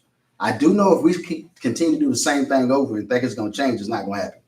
But if the high school don't have some way to be creative, if Carver Middle School don't have some way to have, like we can't take money from Carver, we can't take money from Sycamore Lane. We're going to have the same amount of money, we just got to use the carryover to get there. So in 2 years, we should know. Will Shaw and Search benefit from this? Shaw and Search, like when you think about Search getting more money won't get nowhere near as money as Scholars gonna get a big amount. But let's say Search get an extra $60,000 from Title I. Can you imagine? I'm not gonna tell the principal what to do. I'm gonna have some conversation. But can you imagine a Search person that's not traditionally working from 8 to 5 or 8 to 4, but they work from 4 to 12 to 8 for a campus life for a kid that I want you to get all you can get during school, but I got some kids that can't get up here during the afternoon, or I want to take a trip to Pembroke or St. Andrews after school. So we are going to empower principals to be more creative. Scotland High School, we're going to invite more, we're going to have to find more people that teach math and science from out of the country. But with that, there's about a year transition, a year and a half before that teacher gets really comfortable teaching American kids, because the level of respect that they're used to in the classroom is not what we provide. And that's across the nation, not a Scotland County thing. So can you imagine a TA now for the high school that is comfortable enough with students that can go from, I got the content, but I don't quite understand the cultural shock. So a TA that can bounce back and forth. Then we got to play catch up with the kid that has lost learning for learner loss and do credit recovery. Because we could retain a bunch of kids, but what are we going to do with them? Every time you retain like 25 kids, that's a classroom that you got to add to that grade level. That's a classroom that says, like, we can build ADM real quick. Just fail a bunch of kids. Fail them 8 down, and it's not going to hit our report that big for retention. We're going to get a letter that says da-da-da-da-da-da. But the right thing to do, what are we going to do with them? You fail them twice, research shows that we're hurting kids worse than we're helping them. So we're going to have to be more creative. And it's going to require some trial and error, because there's no one size fit all. Looks like one of the big shortfalls is the amount of money that you're being funded for EC kids. Ah. And so they're 13% or 13.5%, whatever it is that they, I assume, is that what they give to every county? Everybody, 13%. So what is the EC population of the North Carolina public school system? I would have to find it out. But it's, I mean, if it's, It's more than that. But It's more so than you may have like a wake or coming that's probably really big as ours. But then you may find what is Chapel Hill? Chapel Hill may not have much. You're going to find some the counties in the mountains. You're going to find somewhere that may not have but 3 or 4%. So when they do the balances, it may not be that as bad as I think. But and then there's also a problem with over identifying kids. I can't say that 19% of our kids, and I'm real transparent. I can't say that 19% of our kids has truly been identified. I can't, but I can't say they have. So we only can base what we know. We have to trust the professionals. If you look at research, we can say that young Black boys are overly identified. That's across the nation. So it's probably true. yeah, that's identified because you don't understand the way I talk. Then there's a lot of respect that we think respect is a EC thing now. Because I cuss and raise hell, I'm just bad. I ain't EC. That's the way I talk to in my house. That's the way my parents talk to me. A curse word, like, why you mean nothing bad? He cuss all the time. Now mama come up with attitude. And before you know it, everybody got a label. And that's just, and I don't think that happens a lot. It does happen. I can imagine my daddy going to the school. He cussed a lot. We're gonna have to test it. Don't worry, he won't have that problem tomorrow. And that's the problem. Yeah, he'll be cured. When you umpire Little League Baseball, now you hear some mamas and some grandmas. Yeah. We had 5 get put out last night. Yeah. 5 parents, a group of 5. I don't know if they 5 parents. for the baseball game. They didn't. It was a bad call though. That's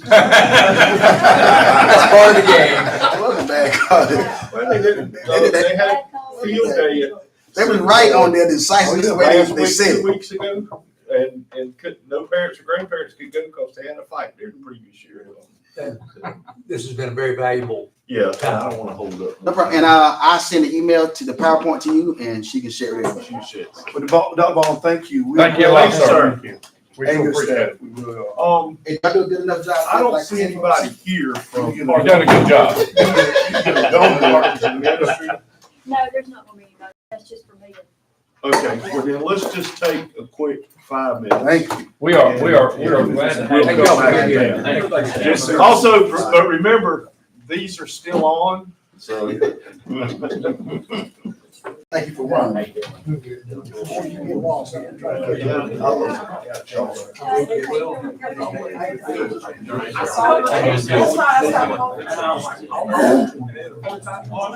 I sat out at the softball game last night. I didn't know it would rain. Mr. Chair. I sat out there in the rain, and this morning I got up and I do my What do you got breath. And of course, in here I start coughing and I was like, yeah. It's fine. It finally stopped, but I'm like, that's fine. I think between the pollen and the softball game and the rain, just kind of a lot of my head this morning. High pollen doesn't, never bothers me. Whatever it is that comes after pollen, that's what does it for me. Yes, yes. Everything's not that lovely thing of yellow. We're excited. Tina's coming next Friday. Yeah, yeah. Well, she's one of my favorites. She's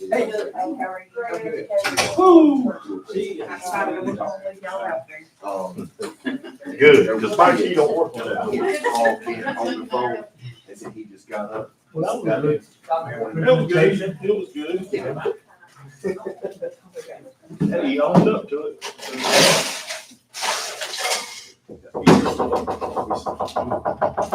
Go away. We don't want none. Okay. Jason, you're not doing no lunch, right? No. Whoa. We're not doing steaks and eggs. I'm assuming that since we got through the thing from last time, and they should be out before One noon. little bit in here, then you can. Before noon, I figured if we can get through that, we can get through this. Well, we'll see. Oh, this is. We ain't there yet, but I ain't saying don't order nothing yet. Pretty good session. That was, man, I like it. I know. Well, so, yeah, kids do something that, Uh-huh. a lot longer. Back in the, before we come out one high school. This should, Yeah. the rest of this should go. Kids came to school for different reasons. That's right. And play ball. I think they said your mom, the band. That's been taken away. You only have that they hold the kids, you only have one. All that. They said. Yeah. These things here.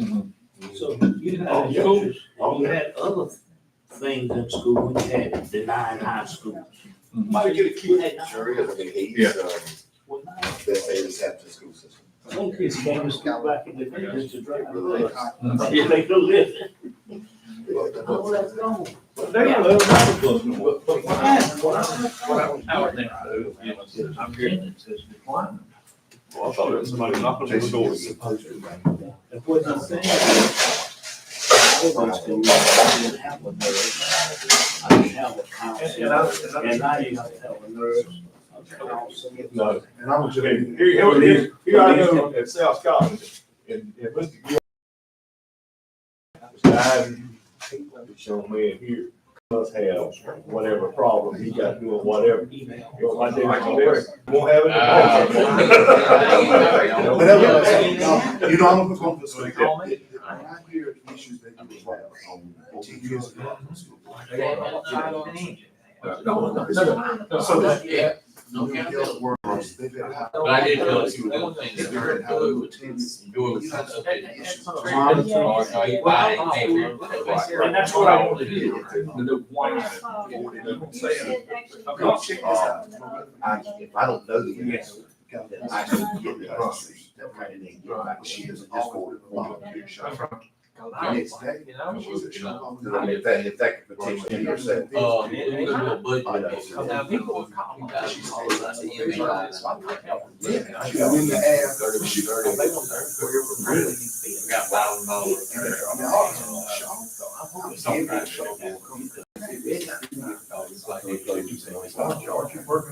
I'm doing some volunteer out there once a week. And do something to it. You want me to shop? No, that's what it is. One day I'm ready.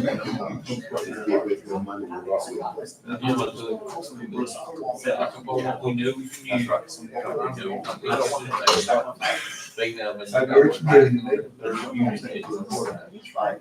Gonna be. Wait on another bit to be. That's why I got in my car. What did you? Yeah. You just said that he is in, I asked him why he was. well, he needed, I asked him why. I was kidding, dude. I was kidding, dude. Wait.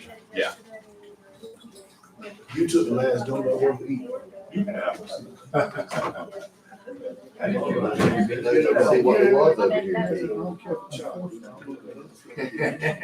We take over.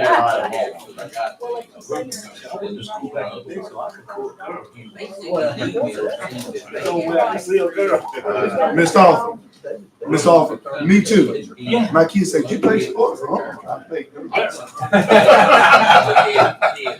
And now you can stay home from school. Yeah. You don't have those two. I ain't gonna say what I was about to say. Well, I was gonna say something. I said, no, it's not gonna be helpful. And I said, I really don't want to get in that conversation in front of me. Yeah, that camera changes. It did. And the bad part is, I don't always think about it. I think he did a good job. Good. He did as well as the gentleman last year. That was. Well, it's passion. Makes a difference. It's honesty. Honestly, it's real easy to think. Right. How are you? I'm good, I'm good. I had a good meeting yesterday. I know, that's right.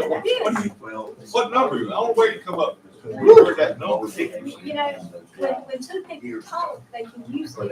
It makes it. I know where you was going, but I didn't know how you got there. Versus Well, then, not talking. Communicate. That's what- yeah, he obviously misheard a number. Right.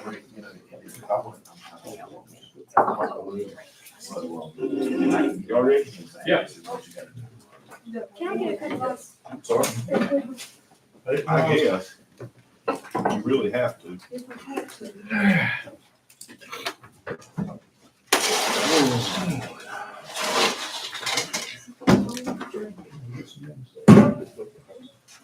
Okay, partners. All right, come back to order here, and our next is a partners in ministry request. I had a request from Dr. McCallum at Partners in Ministry to use our East Laurinburg, Community Center for part of their youth programs after school, and I assume she would be going into the summer. And that's the same building, of course, that is on the market and for sale.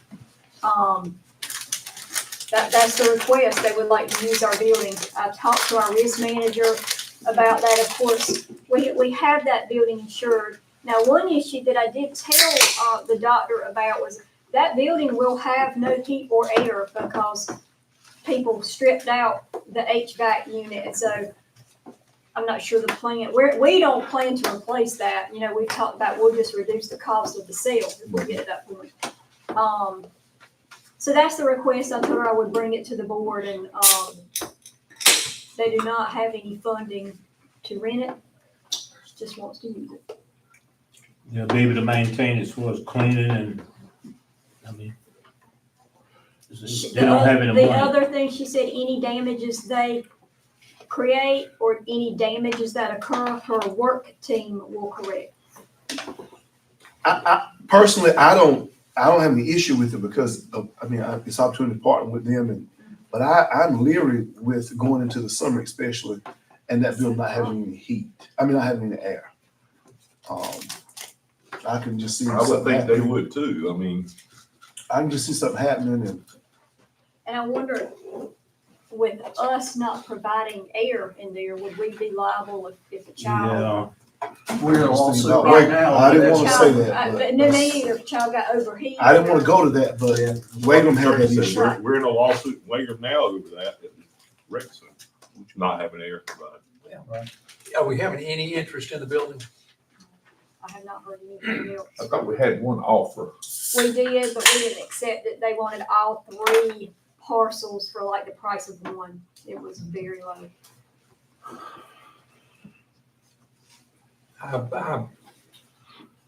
I would think that we need to concentrate on marketing that building and getting rid of it.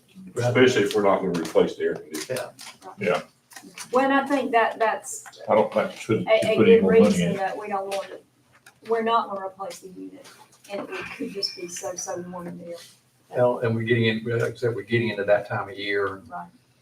One thing I had thought about for that building, because people do tend to break into things and do things when buildings are vacant. Do we want to go over there and get all that memorabilia out and try to store it somewhere? Where you gonna store it? Because historic properties ain't got, we looked, but we don't I have guess we any. could put it at I. Johnson in one of our empty rooms for now, if we wanted. It'd probably be a little more secure there if people are at least in I. Johnson building versus, A lot in there that ain't worth the time of day. I haven't been in there and looked, so. That's what I was gonna ask, If y'all what's don't in think there? it's worth it, then Well, there's some stuff that may, but there's three different rooms. There's one room don't have nothing but trophies in it. And, isn't that right?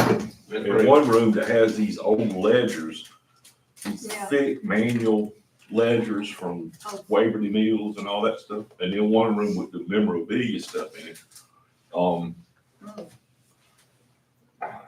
Well, if we sold it tomorrow, what are we gonna do with that stuff? Well, that's the thing, you're gonna have to move it eventually. right, the agreement was that it did not go with the sale. So we Or would have that's to, what the realtor knows, it does not go with the sale. Nobody, and the thing is, then what are we gonna do with it? I know. whatever that is, let's do it now.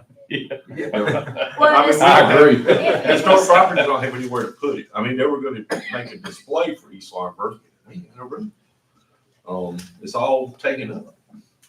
Unless we move that fire truck out of there, but It belongs to the county now. What's in the contents? yes. Nobody, Is there anything from a record keeping standpoint? The bill ledgers are just memorabilia. They're not Right. anything official for the county to keep up with. No, it's just, I mean, and this is like 19 teens ledgers. But, you know, you maybe get one to display at your museum, but you wouldn't want the whole. We can get the historic societies to see if they want to use it. That's what I'm Anything talking we'll put in about. our We gotta know where to museum? put it. Oh, that's right. You on that board, yeah. We already looked, we went through that, a year ago or more, wasn't it? And we just didn't have really nowhere to put it. I mean, it's mostly stuff to do with the meal. And then that room full of trophies that who knows where it's going. What trophies for? Baseball, that kind of thing. For the meal. For the That- meal. that- For the meal, Yeah. for the meal, okay. But I mean, it's that one little room is just slammed full of trophies.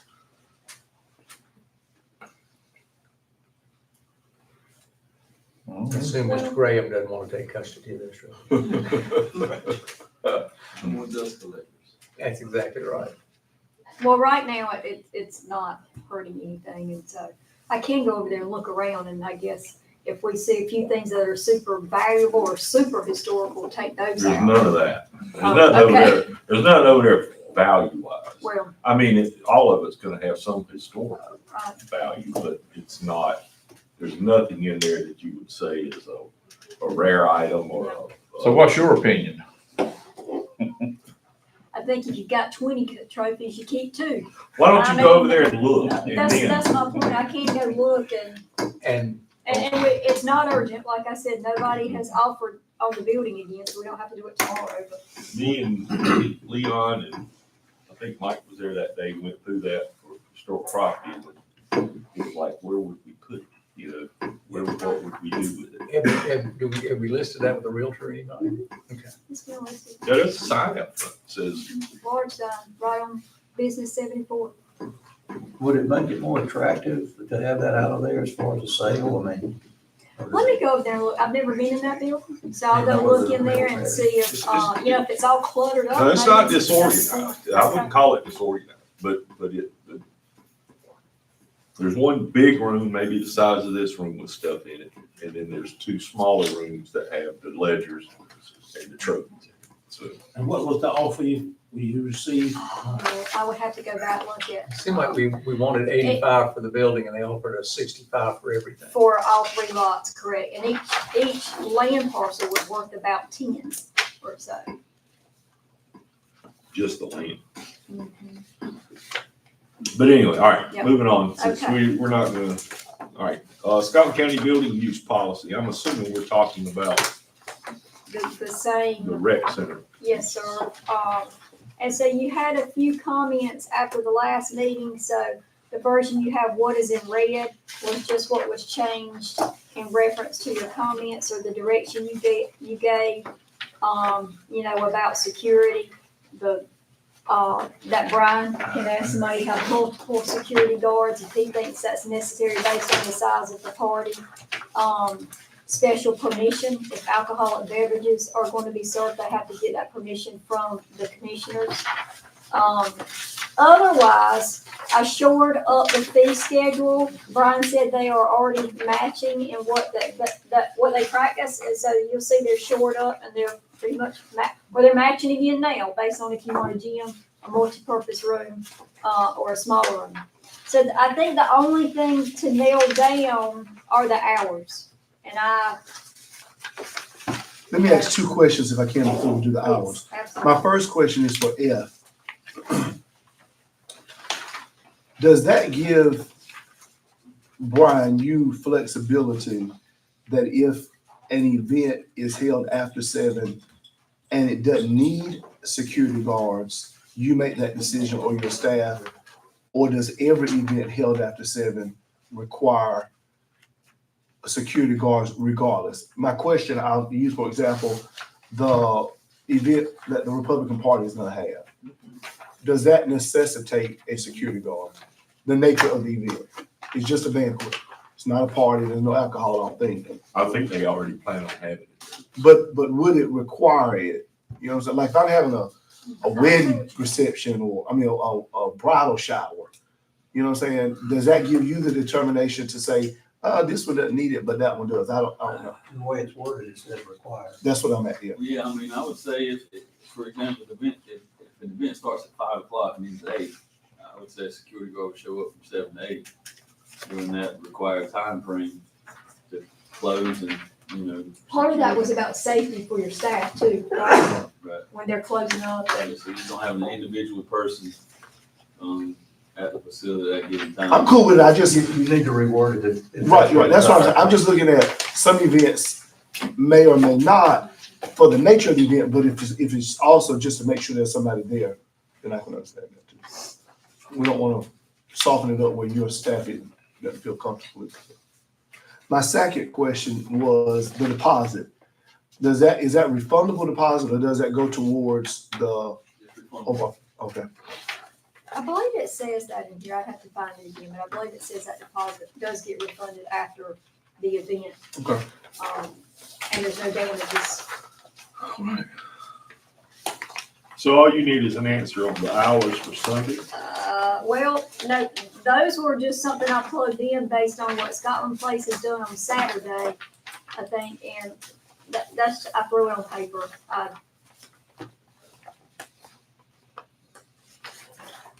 What does Scotland Place do on Sunday?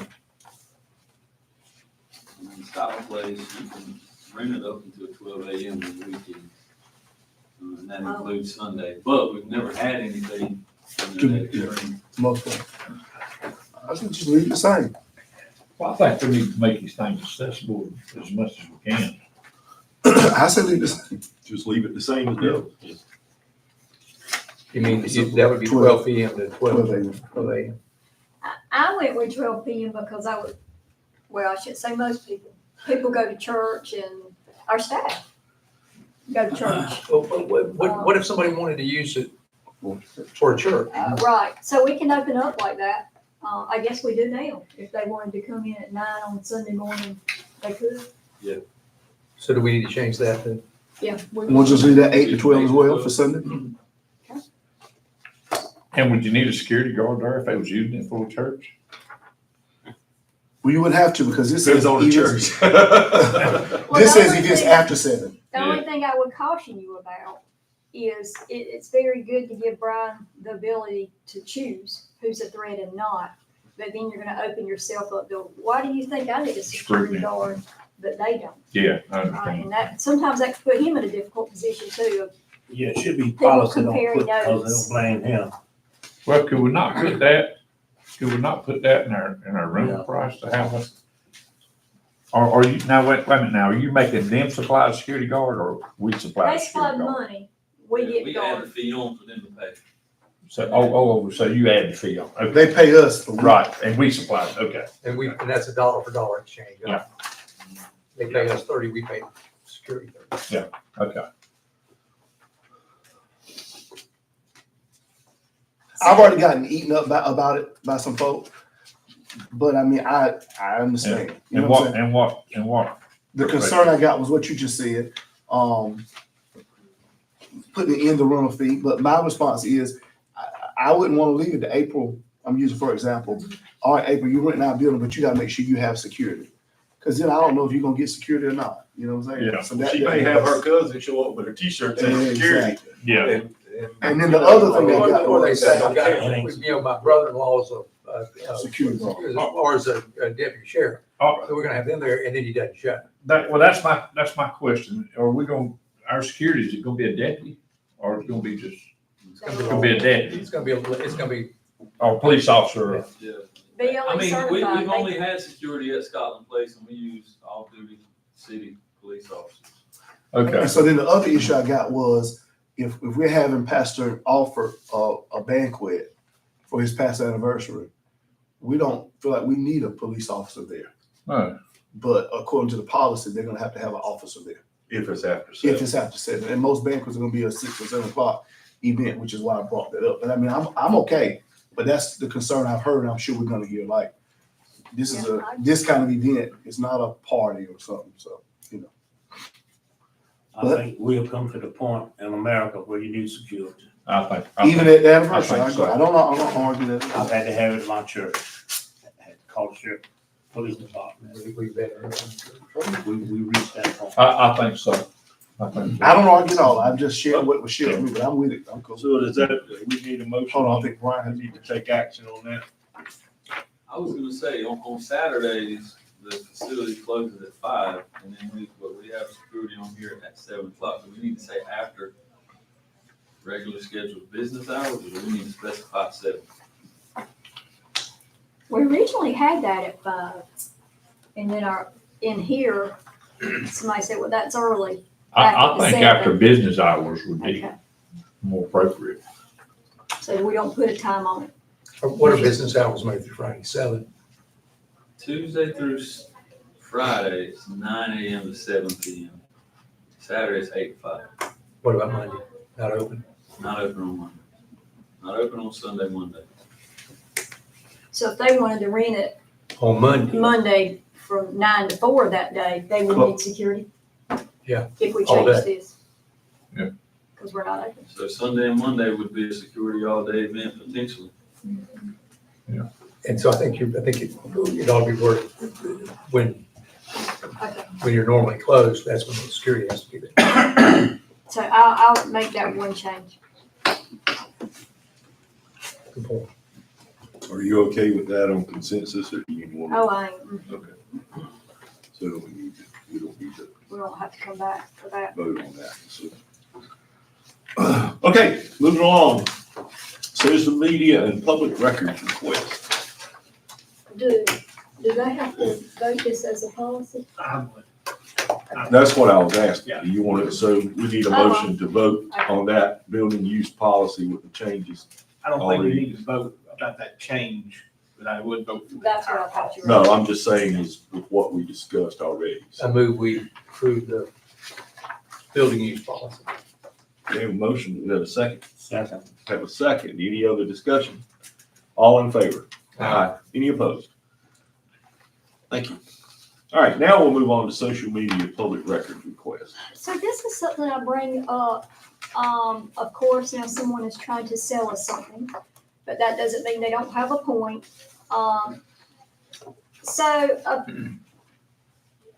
Social media, we do a lot more with social media. Almost every department has their own page. The county has a page, of course, like on Facebook, and some departments, I don't know if they do Twitter and stuff like that. I think some might. However, I'm under the understanding that someone could make a public records request for that, and we don't have any way to back up our social media post replies, etc. If you look at social media sites like Facebook, it will tell you this is not kept, this is not permanent. You know, we have the right at any time to delete everything.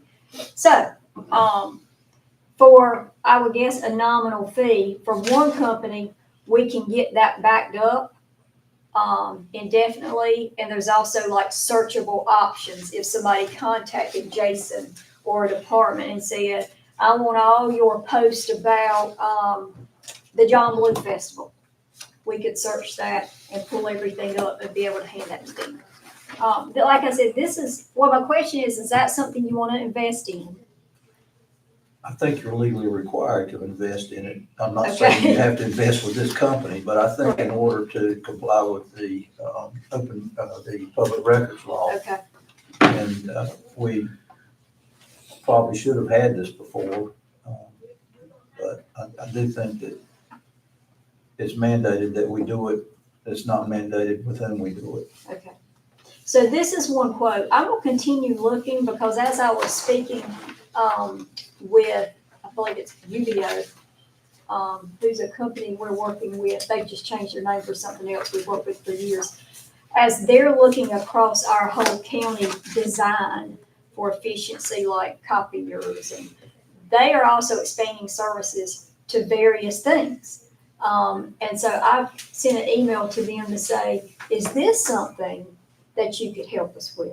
And so I want to also get a quote from them to see if that's something they offer.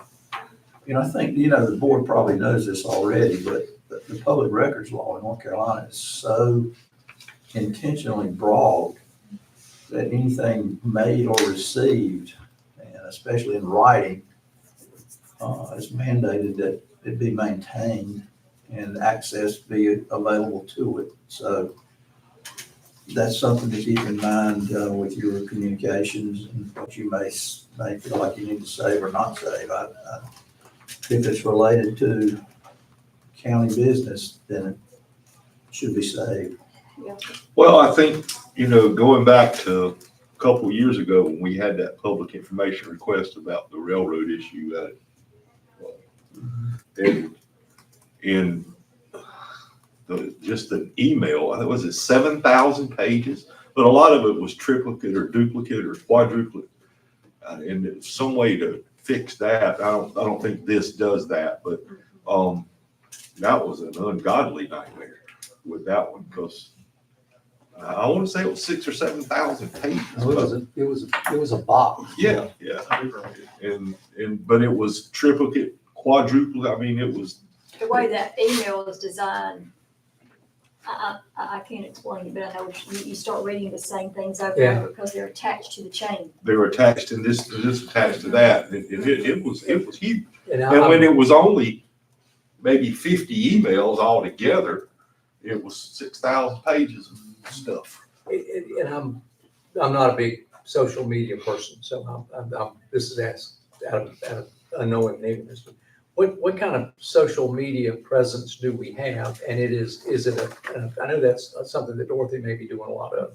Is this something that we're doing intentionally and doing a lot of stuff on? I would say, and we have a few, I know Parks and Rec uses social media a lot, because one, it's free, and it gets the word out to a lot of people at one time. So like you'll see Parks and Rec, they put on there about their Easter egg hunt, or maybe, registration for sports. Well, I think each community center has their own.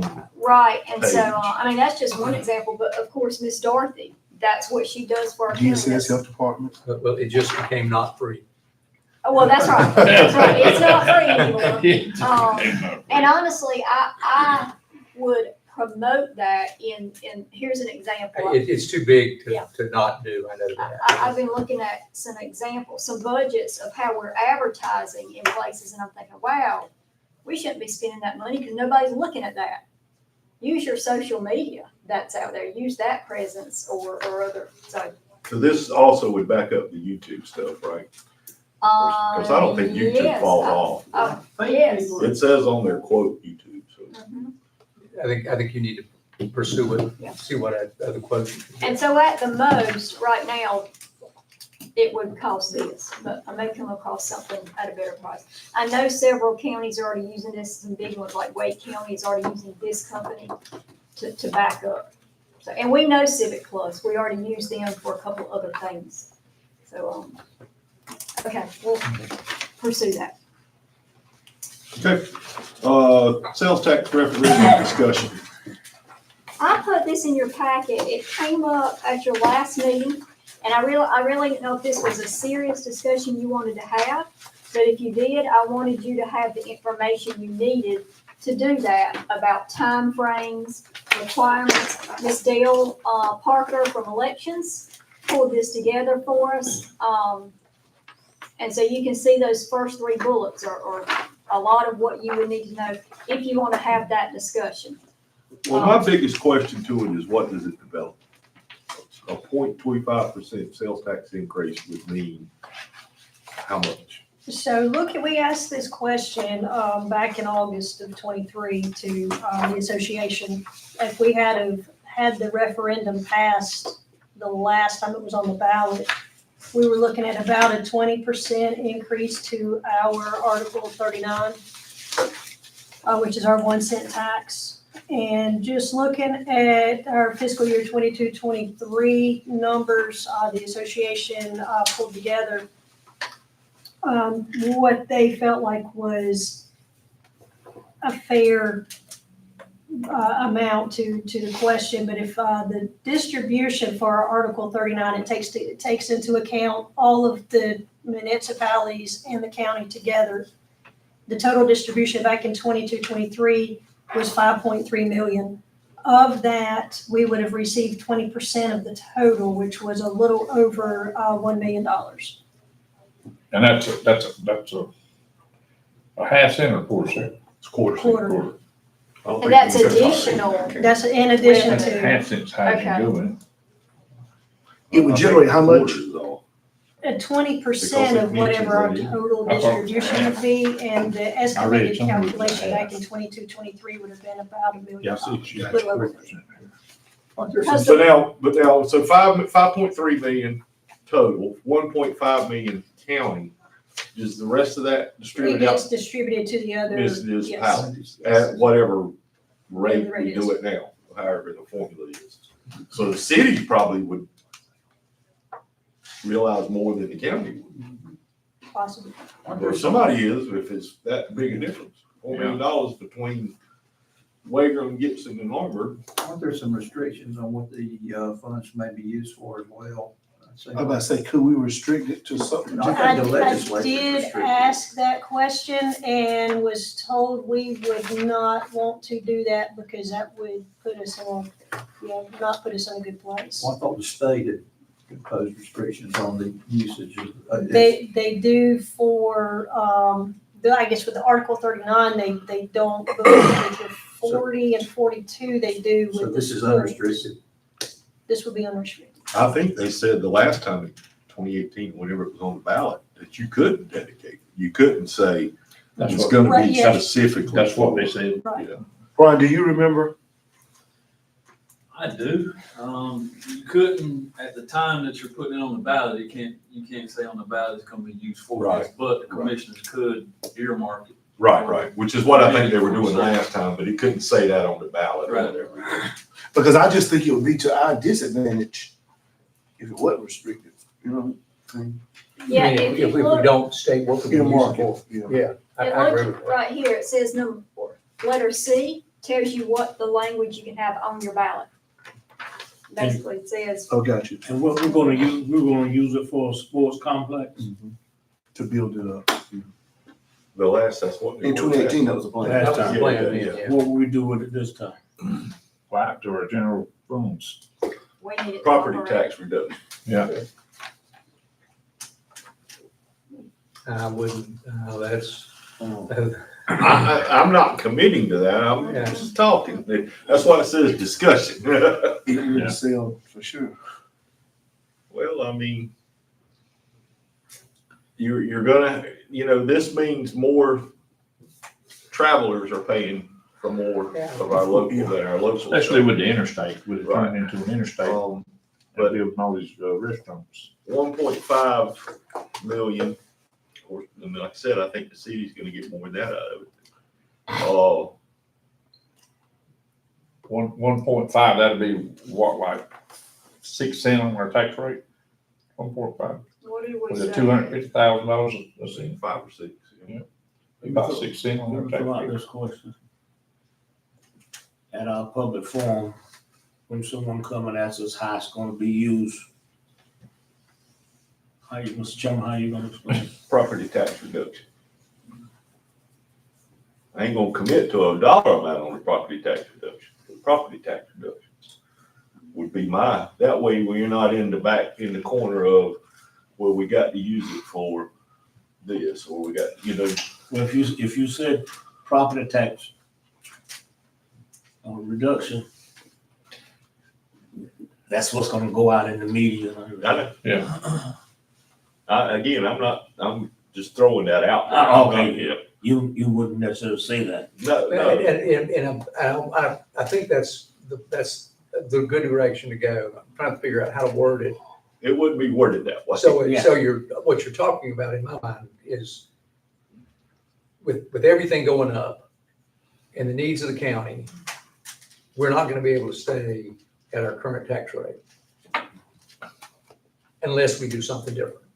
And I think that would be what I would Preventing. try to tax rate. word that. We want to keep the tax rate In lieu of property. in tax. lieu of increasing property taxes. And when we be asked, is this the best route to go, then we would probably say this way, everybody that spend money would participate, not just the property tax folks. People Yeah, that don't. 100% of the travelers that stop here and do whatever are gonna be a bigger participant than the people that are actually here. Yeah. Restaurant row. Restaurant It has row. to be worded right. We have a lot of people who come from South Yeah. Carolina. A lot of beach traffic. Oh, yeah. A lot of beach A lot of traffic. Walmart, I mean, and Then we have a lot of people here who if they didn't pay this tax, they don't pay taxes other than when they get, That's correct. I don't want to say it, but, car tags or something, but yeah, people that I get, get what you're saying. people that get state and federal fund, that don't own property, when they spend it, the county would. No, I think that when we tried this 6 years ago, we did a very poor job of selling it, of preparing for it. It was rolled out at the last minute. It was Yeah. rolled out, Uh-huh. but I mean, I mean, we're pretty much in the last minute now too. We're talking about 6 months away. But the other thing, there were 3 or 4 other things on the ballot that everybody in the state said, go vote no to them. Yeah. So when they went in, they voted no to all. Well, I think if we're talking about trying to do that, we need to identify, nail down what it would be dollar wise for the county, but also for the cities, and let them promote it from their side. They need to be part of this conversation. Because I think they're gonna be a bigger participant than we are. I think the way it was presented last time was It was not that way. It wasn't, No. it wasn't Last communicated Yeah. to the population. Oh, And I'm not saying do this today by any means, but. If we gotta do it, we gotta start. yeah, we got to get it started. We need to No, get no. started now. Well, it would have to be no later than September 2nd, but I Do we would need to ask. make a motion on this? No, no, Yeah, no, I would, before we did that, I would want to get the numbers nailed down a little more. Exactly what it would mean based on this year, how much would be for the city of Laurinburg. And we're not asking for exacts, but roughly, city of Waverham, city of Gibson. And I presume that part of Maxton, does the Scotland County part of Maxton get part of that? Or- Yes. Yeah. They and I- do. Yeah, so, Small amount. so a small amount for that, but But all of those are good selling points. that's what I mean. But I don't have true numbers. Yeah, I'd like to know how much Because each I one think are the getting. cities can help promote Yeah. that as much as anybody. Yeah. Victory, exactly. You want to get the cities to endorse it because that might mean, and I'm making this number up, $2.5, $3 million for the city of Laurinburg.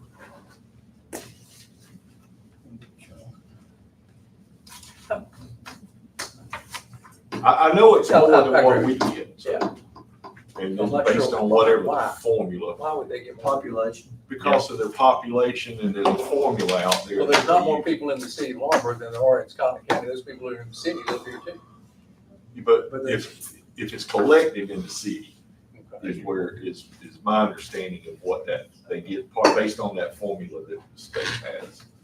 That who godly knows where that That came from, formula, so. it's I mean, almost, it- you almost can't understand what they're doing. Wherever the money is actually collected is where it goes. No, Oh. not really. Not really, you remember Hamlet It's or like it's Richmond County collected, got in thrown trouble. in this pot, then they have a formula they I apply. think it's on the population, Remember Richmond County had a problem a few years ago when they screwed around with how they distributed it to the cities, and none of the cities liked it.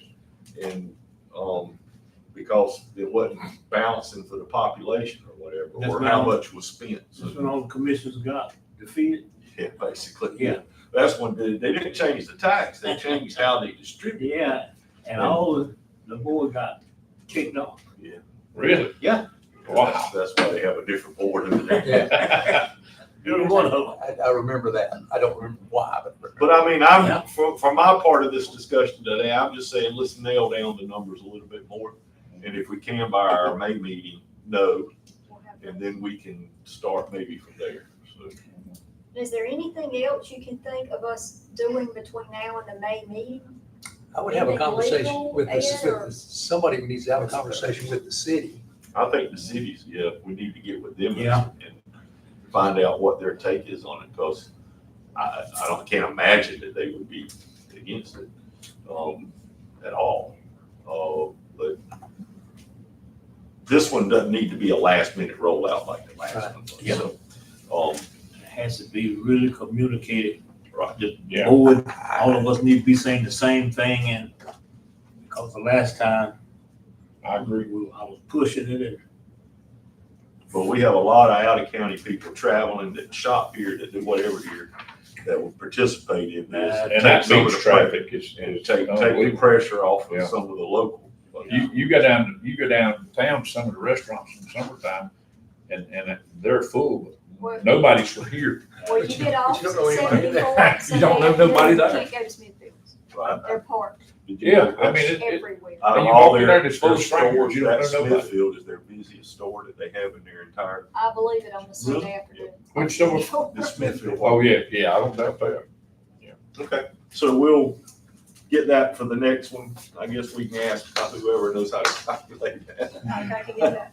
And we'll move on to the next thing, which is funding requests. So you've got that, looks like this should be next to your packet. And, you know, as we should expect, random funding requests just start to trickle in that, are not county services, but people want county funding. So I've listed these out for you, and you could go through the line and decide, what you want to fund and what you don't. That'll help me and Beth as we move along in this project. Have we carried a corporate membership Scott Smith? We have, but from when I speak to Susan, Sanders, she indicates nobody participates in that. Or it's I never knew we had it. Very minimal participation. How do you participate? I think maybe it gives you, either a decreased rate to use the pool or decreased rate to golf maybe. So it is something we've done. If we continue to do it, I think we really need to get that out there to our staff, because I bet new staff have no idea that I they had no could idea we did. I didn't do know we had this. So we can definitely kind of, campaign is not the right word, but we can do a better job of getting the word out. It's another perk for county staff. Or are you suggesting we just get rid of them? I don't know that the participation is enough to justify it again. Said that's the first I've ever heard about it. I thought maybe we were I've looking at never a heard new. about it. Okay. Brian, you got any thought on that? You don't know if anybody using or, I mean. I use it for golf. Huh? I said, I use it myself for So golf. do you get a discount, I guess, to go Yes, play yeah, golf? yeah. Okay, Do you think that's something that folks would use if they knew about it? right, if we got the word out. I bet It's it would hard be to more say. for the pool than golf. But, I mean, Scott Smith may change their mind on what they let. I mean, they haven't gone up. The fee is the same as it's been other years, so. I think we need to see how many people actually use it. Right. Okay. I don't know. if I don't know how you would do that, though. I don't know how we would, but I'll check that out. Well, and maybe what we do is continue it for a year and really put the word out, because if they're gonna use it, they're gonna use it in the next 6 months. Not, they're gonna use it during the winter. And if we get enough people who participate and enjoy it, we continue it. If not, we get rid of it next year. Is that just for employees and families? Employees and their families? Well, I would assume it could include you all as well. No, but I mean, the general public is not. Oh, no, this is just membership for Fringe our benefit for employees. Humane Society. This is something that you have had an agreement for many, many years to fund. However, they would like to increase that from 95,000 to 117. That's a big jump. That's That's a big jump. 20% increase. They say why? Because it hasn't been increased in many years, and they would like to pay their staff more. They have facility needs, et cetera. I will say we have had to have some conversations with the Humane Society about the terms of our agreement not being met. And so I am in the process of revising the agreement and having all parties to sign again, which also includes the city of Laurinburg, because it's very old and it hasn't been updated in probably 20 years. So, yeah, I've had to talk to them about the terms of the agreement, and they're not meeting them. I'm a little unclear of this. So somebody explain to me on how this works. Now, we fund the Humane Society. Does the city also fund them? Yes, at slightly less rate than we do, Right, slightly lower amount.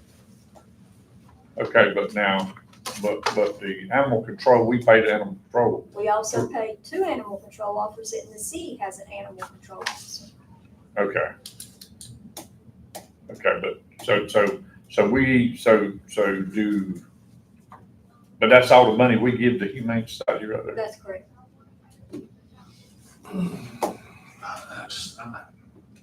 Now, they also get pass-through money from the state.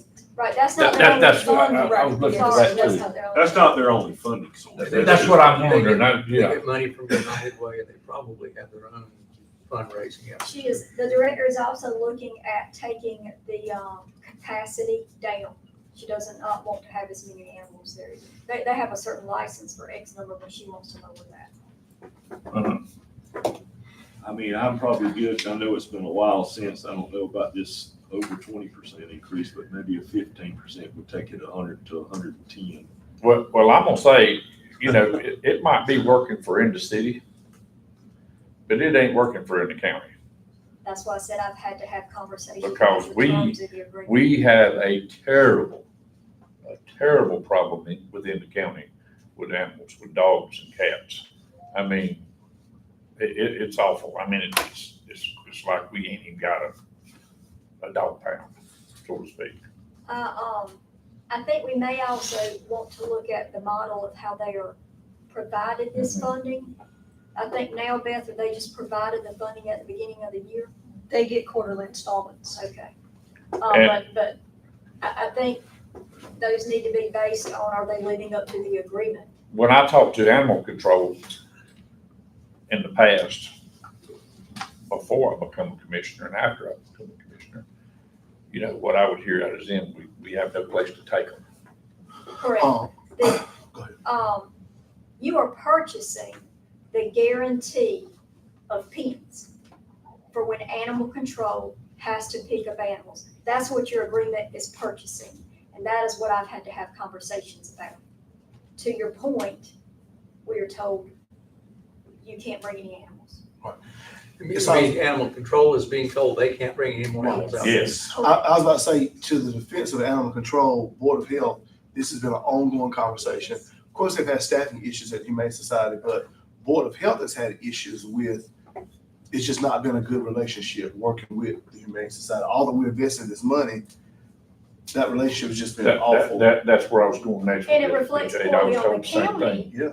It reflects poorly on the county, just as you're saying, because it looks like we're not doing our jobs. Because we're not picking up the animals. Right. And I think the only time they allow us is if it's like an emergency, like major emergency. Otherwise, they don't want us to bring animals there. Right. And so that's what I've started having conversations about. Back to my point, it is if we fund you, you have to live up to the terms of the agreement. Or we change the way we fund you. Absolutely. Well, in the north side of the county, we actually, domesticated dogs is actually turning wild in the north side of the county. Because there's just so many of them. You know. And, you know, farmers are having to deal with it in their own way, you know, killing their livestock and, you know, they pay taxes for animal control. So where we are, I'm working with the health director, the city manager. They are looking at the agreement and the changes, and my next step is to pass it to our attorney and then present it back to the director and her board at the Humane Society to move into this, Well, to sign the new But you agreement. still need a number. I do. I would say that you really need to look into this real close and see what we could do to improve this whole system. And I would Don't do, they have a- I would, How we do and things. I wouldn't increase the amount until that conversation. takes place. Yes. But they have a capacity problem out there, they don't have anywhere to put it, is that correct?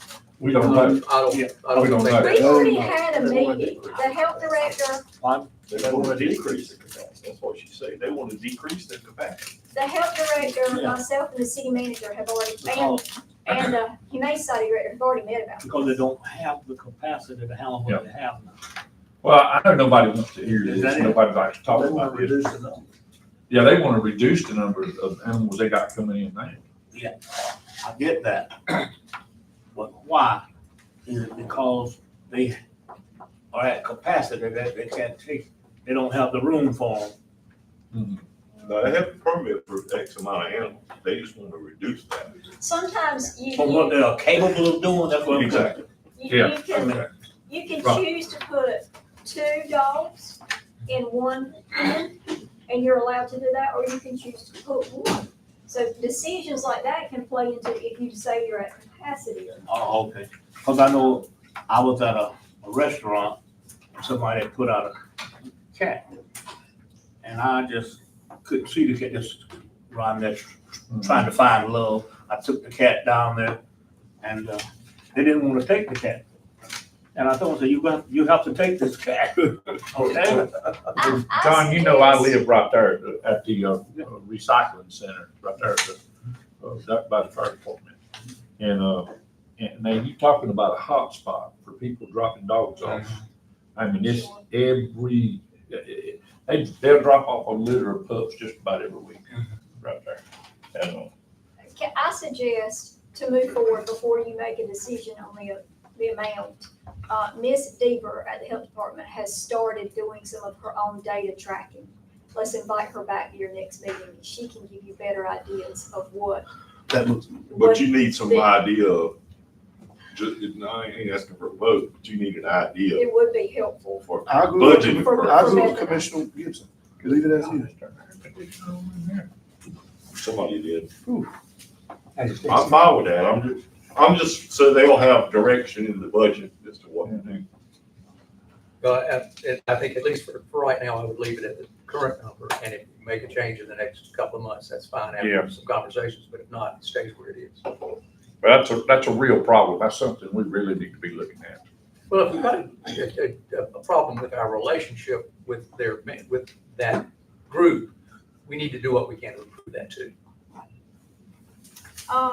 So the next 2 kind of go together. Scotland Foundation is looking, I guess, for assistance, and so they've asked about the next 2, with total about $4,000. Have we previously given to them? I know not the RITs. I'm not sure about the fund run. We've had No, a table not at that I'm this aware of. before, haven't Not since I've. I've never seen one. we? Maybe not. I'm just. So what comes with that? I mean, do we get a table with it or something? Yeah, you have a table at the RITs. And I think that comes with promotional activities, of course. We don't need promotion. I mean, I don't think. Okay. Southeast Partnership. This is something I'm not super familiar with what this is, but it's something we are a part of. And Southeast Community Partnership? No. I can answer you. Okay, Okay. okay. I'm the appointed person from our board onto that board. Southeast Partnership was folks who tried to locate industry into southeastern North Carolina. It was under the previous Department of Commerce system. It was named different. In 2014, it became private. And there were 14 counties at the time. It was basically from Richmond through Scotland, Columbus, Brunswick, New Hanover, Pender, back up through Cumberland.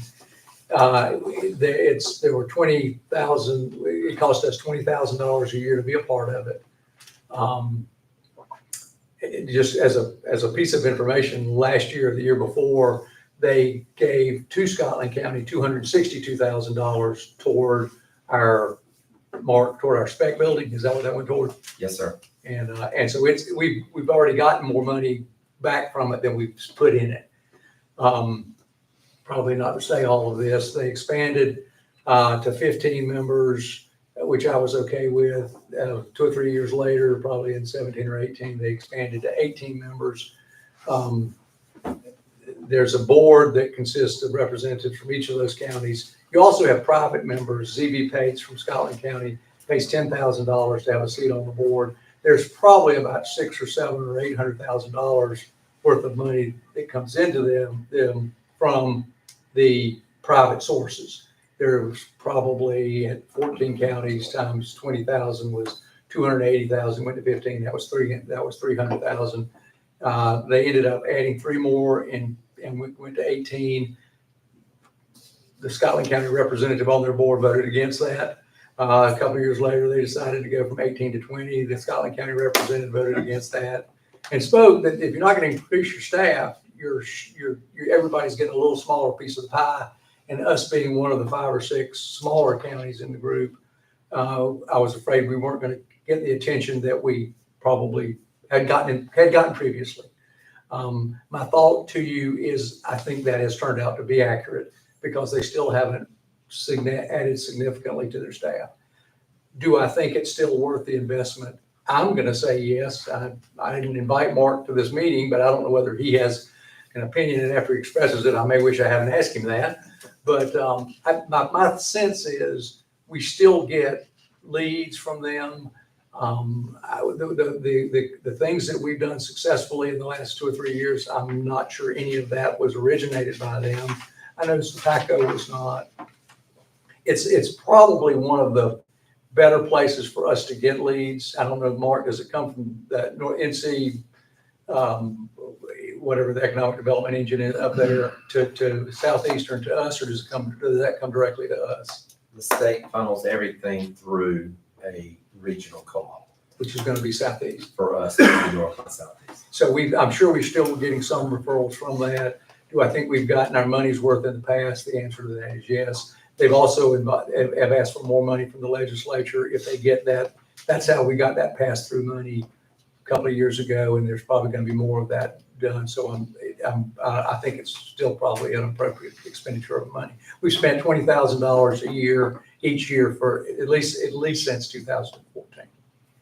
They've gone up for the first time in that time, just because part of that is to buy that to hire that additional staff. Tim, is this a list at the Lumber River Council of Government? We have an annual fee there. I don't see it in this. This is This is outside of the normal funding stuff, Okay. request. Oh, okay, this is out. Except for that North Carolina, we've been given them. Well, then probably it's on here because Yeah, it's an it's an increase of increase. 5,000. Right. Yeah, okay. Why This it's is on here. outside of that. Okay. Right. And I don't know, I saw that the other day and just, Well, in my you're- mind, I had CCAP in my head you're and I'm saying- thinking, that ain't right, but anyway. You're seeing things on this list that it's just been assumed we're gonna fund, and we're at a place that we don't assume I anymore. wouldn't assume any. Right. So you're gonna see things like that crop up that we ask about now. I mean, if that's the case with it, I don't have a problem with the 5,000 extra, but Well, if we get that kind of Do you return feel for our money, It's a good I don't- investment. I mean, did you get, I do think North Carolina Southeast is a good group to be a part of. They also provide about $2,000 a year for marketing. I'm actually going on a marketing mission with them next week. There's also some additional funding, like Commissioner Gibson stated, through North Carolina legislation that they are looking to do. Not the amount that we received last year, but we should possibly receive an amount equal to or exceeds the amount that the county is going to be contributing in this next budget year. Does being a part though mean $5,000 more dollars, or being a part just to stay a part? If you will need to pay $5,000 more to stay apart unless you provide them with a letter stating you're not willing to pay that amount and let them make that decision. So it's almost like a membership. It is a It membership, is a yes, sir. membership. It is a co-op. There's 20 counties. And Joe Melvin, who left the company for about 2 years, just recently came back. And he is a major lead generator for the Southeast. Yeah, he's really, really, really good.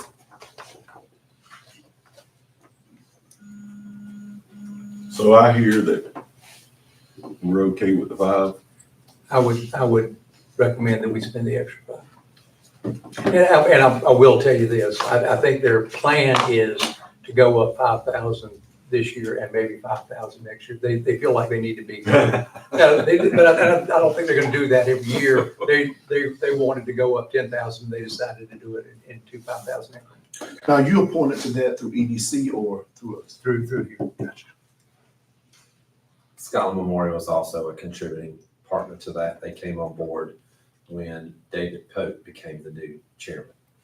So they contribute, the hospital contributes, ZB Pate are the only two partners that we have in it for our.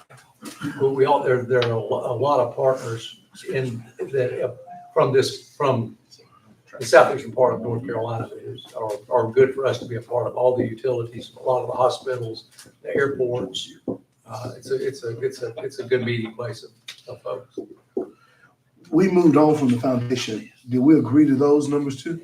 No, I took it, no, you did not. Oh, okay.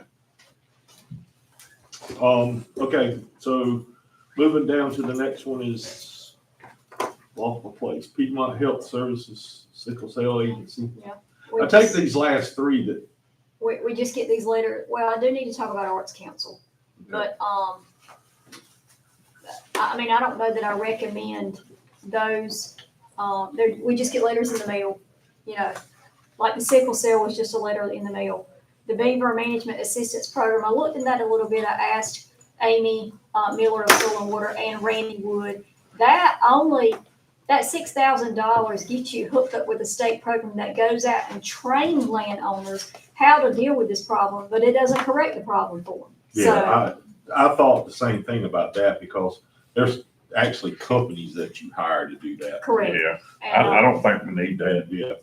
Arts Council, I need to mention, at some point, is in Scotland County, there was some agreement between the Arts Council that Scotland County was gonna give them $7,500 a year.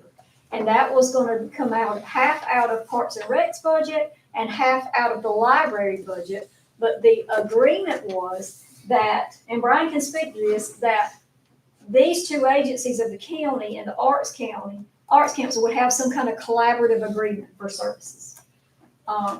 What I understand is there's really no collaborative things going on.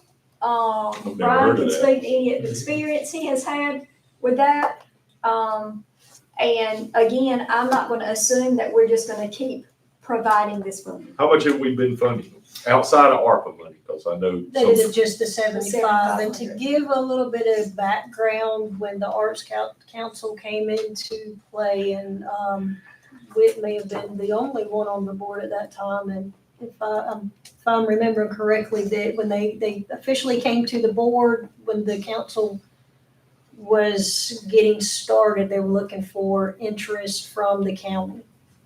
And I believe the board at that time voted to support the council, and the support has never stopped. but so we've been giving them, That has been $7,500 per year. but the last one was ARPA money. That No, is they Well, that also was got an additional in Oh, they got addition it to in hire a addition. director. Okay.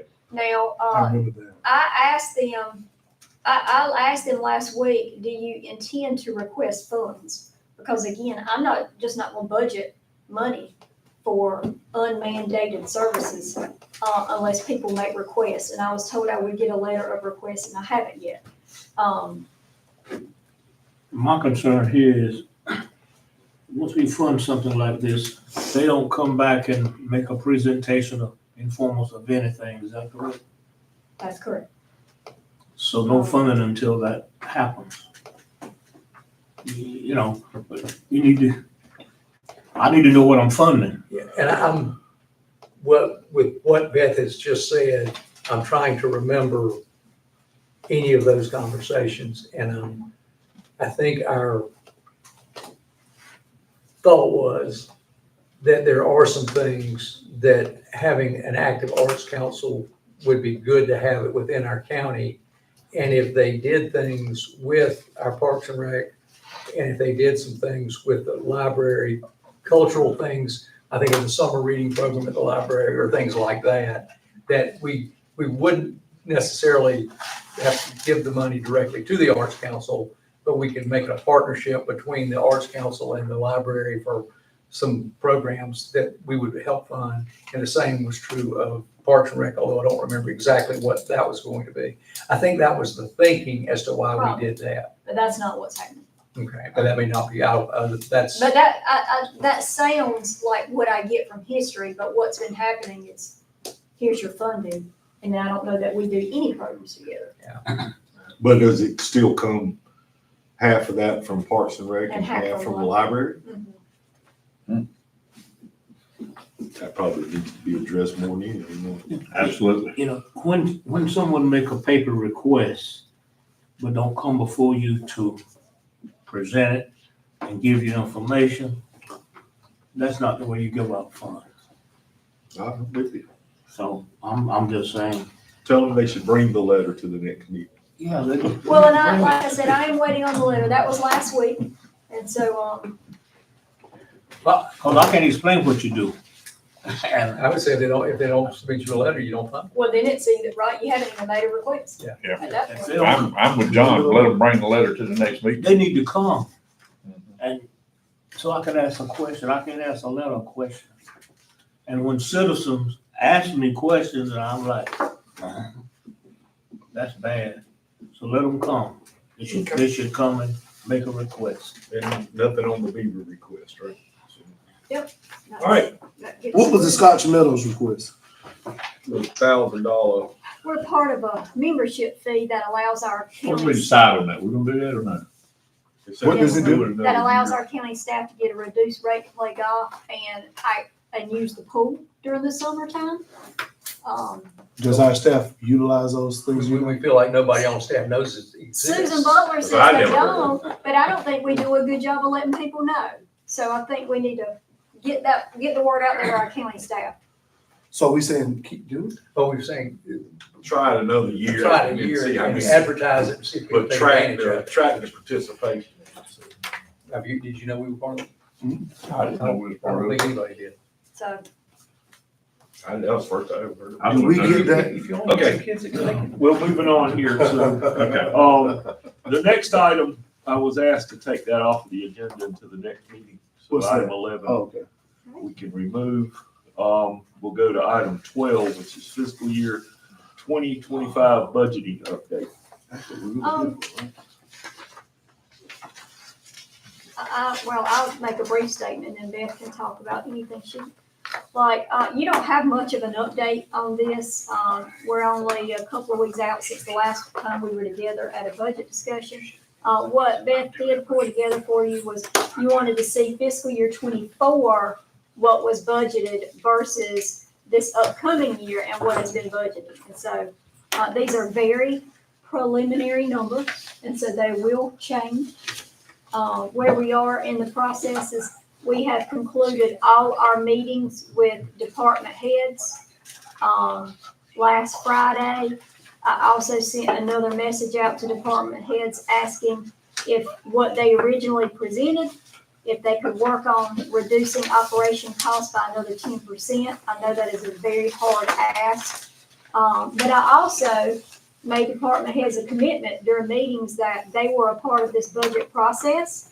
And when it came to changing their budgets, they would be asked for their input. And so that's what I'm doing, because I told them I did. That's what they said they wanted at the beginning of, when we started talking about budget. So like I said, these haven't changed a whole lot since you saw them before. We just added a column for you.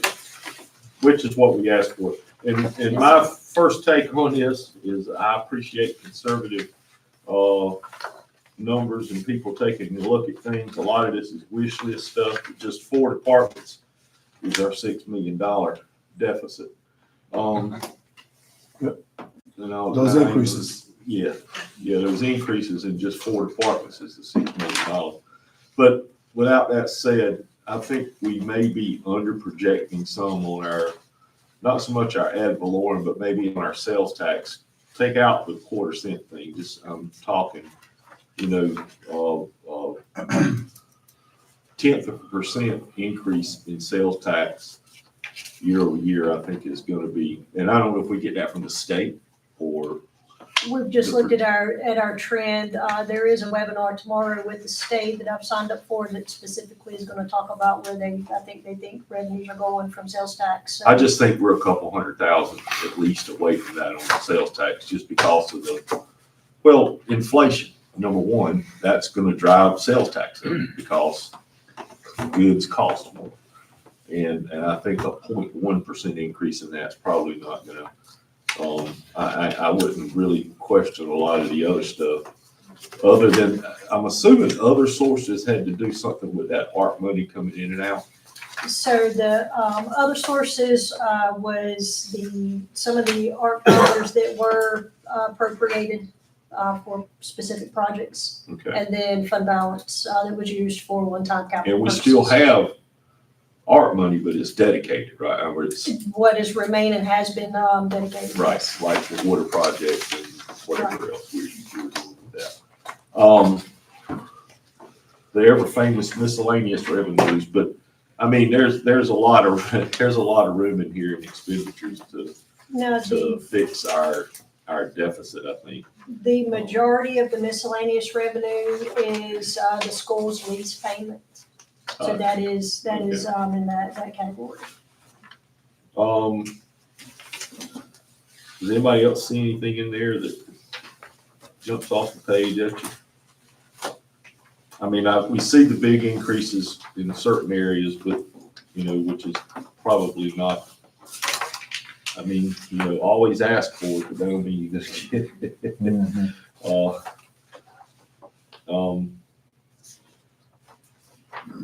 I think when we come back, so between now and your next budget meeting, which will be towards the latter part of May, you'll see these numbers start to change, hopefully pretty significantly. Because now Beth and I can sit down and the things you're pointing out, we can really start to take a look at. And massage them. Yep. Why would our medical examiner fee go down?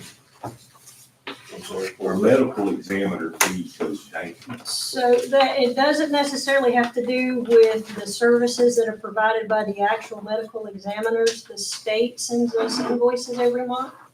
And those are based on whatever autopsies and other things that have been performed by the state that we're responsible for. So there's other And stuff so other than just there medical is. exam. There is. And so those, we don't know what we owe until they send it to us, and some of these cases could be 3 or 4 years old.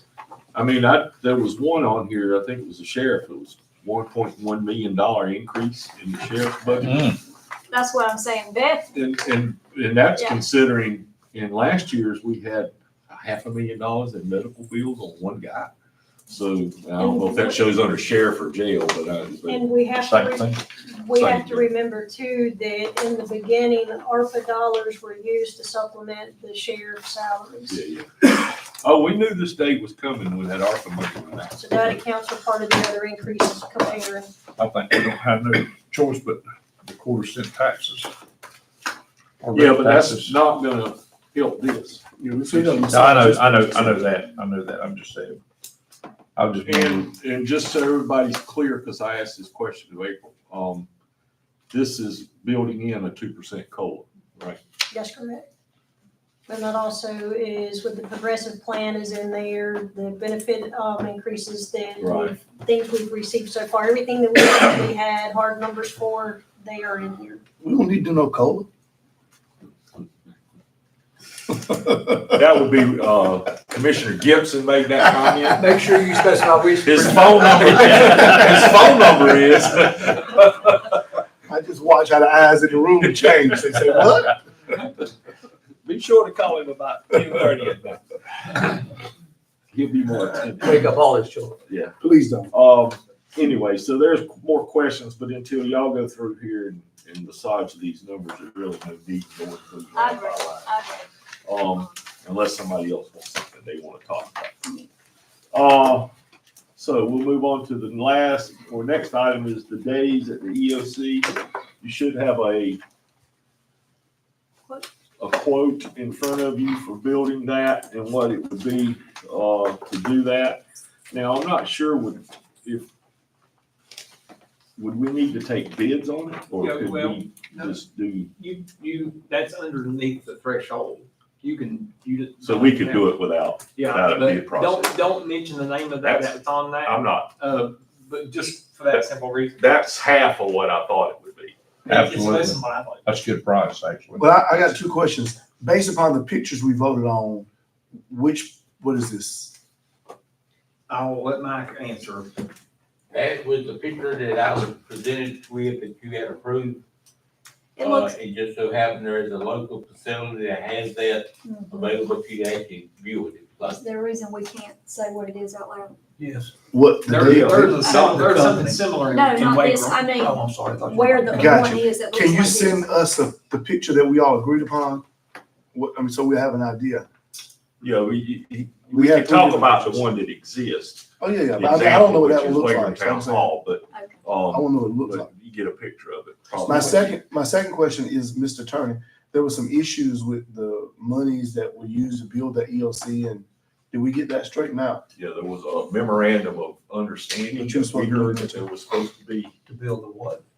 where they used state money to build the EOC, there was a memorandum of understanding. I don't remember Mr. Johnson being involved He in wasn't that. here that day. We had said though, for him to get involved to check out. We are still waiting on the state to find that MOA so that we can get it in our hands. Can we get him involved? There was a question whether if we used it as other than an EOC meeting room, that we may have to pay money back, but they can't find the MOA. But let's be my honest, if they thought haven't on that found it is, well, several if that's the months in. case, we're already breaking the rules. I'll be glad to get up to speed. We can with talk more about the that manager. and, Yeah, you weren't here. I pull think I'll. Mr. Roberting if we need to, but my thing is if the state hasn't found it, they're not gonna find it. I have a little bit of a concern that we're asking department heads to cut their budget 10%. And we're talking about spending money on something that we've done without for the last however long we've been doing it. If I were a department head, or if I were an employee of the county, I'd be concerned that we may not have our priorities in order. So, I mean, I'm saying that, I don't argue with that. yeah, I think that we need to get the budget to a better place before we make the decision. No, I ain't saying vote on this now. This was just how much it's, but it's half of what I thought it was gonna be. I thought it was gonna be twice that amount, but Just keep it on the table. yeah, I don't intend on voting on anything in here today, not on budget wise. Yeah. Other than, we may ought to cover the school topic of 10 million and 300,000. We did not actually vote upon that. I mean, and normally we do it. We I did thought vote. we did. Yeah, Did we? we? Yeah, we voted. Okay. Those present did. Those present The did. school board did. No, he said the full board didn't. Oh, yeah. But those present. I just wanted to make sure we were in agreement with that. You're saying the board did not make a decision? Commissioners, as a board, did not. They put it off until they heard from the superintendent, if you remember right. No, we That's what voted. I No, you thought. voted. No, you voted. You voted. I remember the committee. It was 4-1. 4-1. Didn't? I was thinking we had voted. I remember the When did we conversation. do And Mr. Like me. Alford made. Because he voted against it That's because right. he voted made a against it point because about the it had- presentation. That's why I looked at you. I remember that. Okay, maybe that's what I've got in my head. Then. So anyway, but it doesn't matter anyway. We're gonna have to vote when we do the full budget. I just didn't know that. That's not a final vote on it anyway, so it would be voted on at the budget when we do the budget by the end of June. Our next meeting, well, let's ask for comments first. Commissioner Gibson. I have one comment. In our last meeting, April shared a list of IEJ needs, and we were trying to figure out ways that we could get some of those things done. And I want to just ask if we could not go back to the city and see if they were not willing to help with some of the needs at IEJ. I mean, I know they're doing utilities, but they may be willing to help out with some of the things that we're trying to do to. Are they still doing YouTube? This is the last. Oh, that's year. over too? This is the last year. I think they committed to. I think 2 2 years. 3 years. I want to say 2, but whether it's 2 or 3, it's fixed. We're done. So I think we need to go back to them and talk about that partnership. Town of Wakem helps with Wakem Recreation Center. Okay. I mean, So I can have a conversation with the city manager if that's where you all want to start that. I'm gonna call him. at least, don't hurt to ask. Oh, Well, and it absolutely. may be a good time to ask at the same time we tell them we may get more sales tax revenue. Right, because I want to talk to him about that. so. All right, the other commissioner gets. I'm good. Commissioner Brazil? Yeah, I got something I want to say. Oh, me and Commissioner Alford was just talking the other day, and we just communicating, and we were actually talking about how would it be if we had the meetings in different part of the counties, of the county, like have a meeting 1 month in Wagram at the center in Wagram, have it 1 month in Gibson, have it 1 month in Laurel Hill, and that way the community would be more comfortable by coming to the meetings. Just a thought. Couple of things with that, Just a across thought. my you know. mind. Number one is keeping up with the ability to broadcast it. But you've got to advertise it so far in advance Mhm. that Well, you I'm would just- almost need to decide. I'm just saying it's just a thought. No, what I'm saying is that we decide this year, we're gonna hold the meeting here, and then that way it could be publicized In advance. in advance, because you gotta do it so far in advance, and then you got to have the We're saying, logistics. don't we need to start that process? No. If you want to do We that, I would normally suggest set you our know it by schedule. July, because November. Yeah, Um, that's what we're talking about. Yeah. Yeah. Get it on the agenda now. Yeah. And the reason I'm thinking that way, we're getting a lot of feedback now from the public. Laurel Hill and especially up the Turnpike way. Wagram. Yeah, way on that way. The folks are really chiming into what we're doing. And I think it would be helpful for the board if we would just have a meeting, a commission meeting in that area. And it wouldn't get the input the first year, but if you did it, once you started, I think we would see a lot more interest, a lot of cooperation. And we do a lot, and people just don't know about it. And then we do a lot just around Lauenburg, and we don't do as much In the county. in the county with it. And those folk are saying to me, because I have a lot of friends up that way, they're saying now, we pay taxes too. We pay everybody refer to the dollar, whatever, we know we're down to 99. But I had some folks say to me, we've been paying this money I've been paying for 35 years. And he said, the only thing I ever got for my taxes is to call the dog man.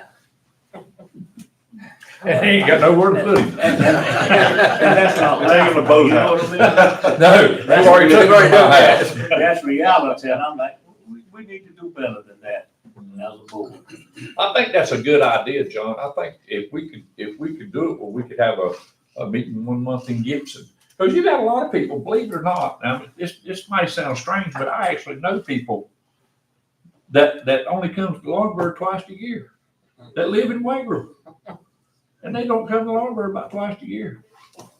Because But to Mr. Tim's point, you would lose anybody who can't leave their home but wants to watch your meetings. No, you could logistically, but you would have it planned. Yeah, Because you'd either have a hotspot or the access to there. just a hot Like spot. where we're gonna meet is gonna have the video. No, we have a Stuff? camera. We still have the camera. Right? Oh, you're gonna use that mobile, It works sometimes. So, so. I probably would have to get another camera. But we used it for years. Yeah, I mean, I was gonna tell you, you all That's could probably- also, instead of having just a regular meeting, you could have a regular meeting like you normally do, but you could recess and have that there. And I don't wanna have plan another it. meeting. Let's do the meeting. Yeah. well, and you're only talking about what, Wagram, Gibson, Laurel Hill. maybe Laurel Hill, Yeah, 3 places. At least 3 of our meetings a year be Yeah. somewhere else. Yeah. somewhere else. And if Don't we have a system to get hooked up in Laurel Hill at the new place? We got internet there. We can Yeah. get that. Well, we got internet in Wagram. Wagram. And And I'm Wagram sure should have Gibson it. has. Gibson might be the only place that will help.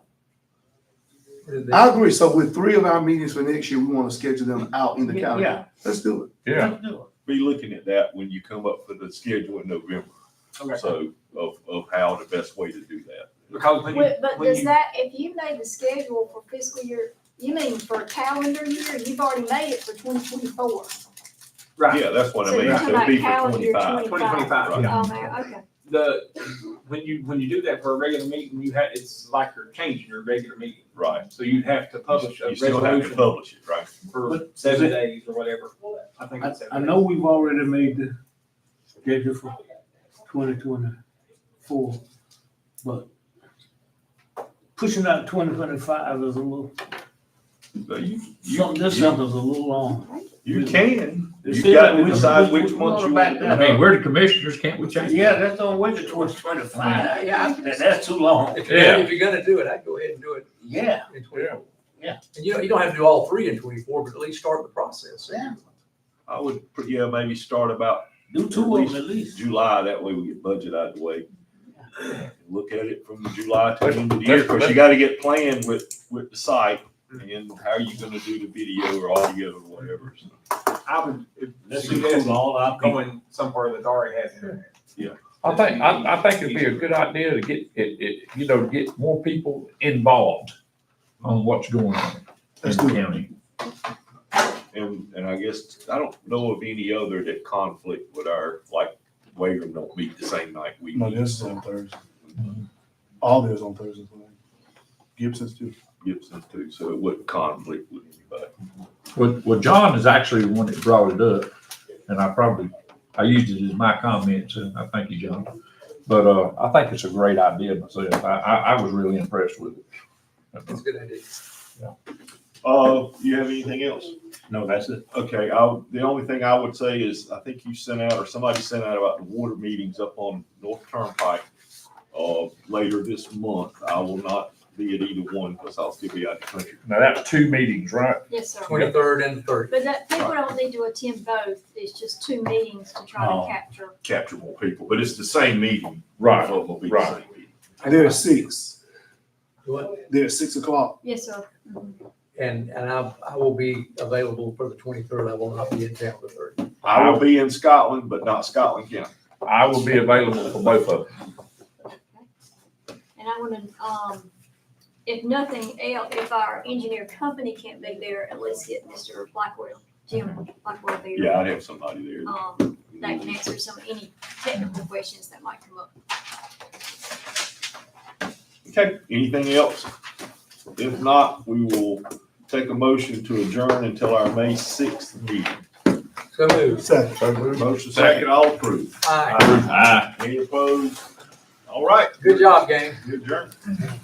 3 hours. I was especially proud of this. Still. Not that.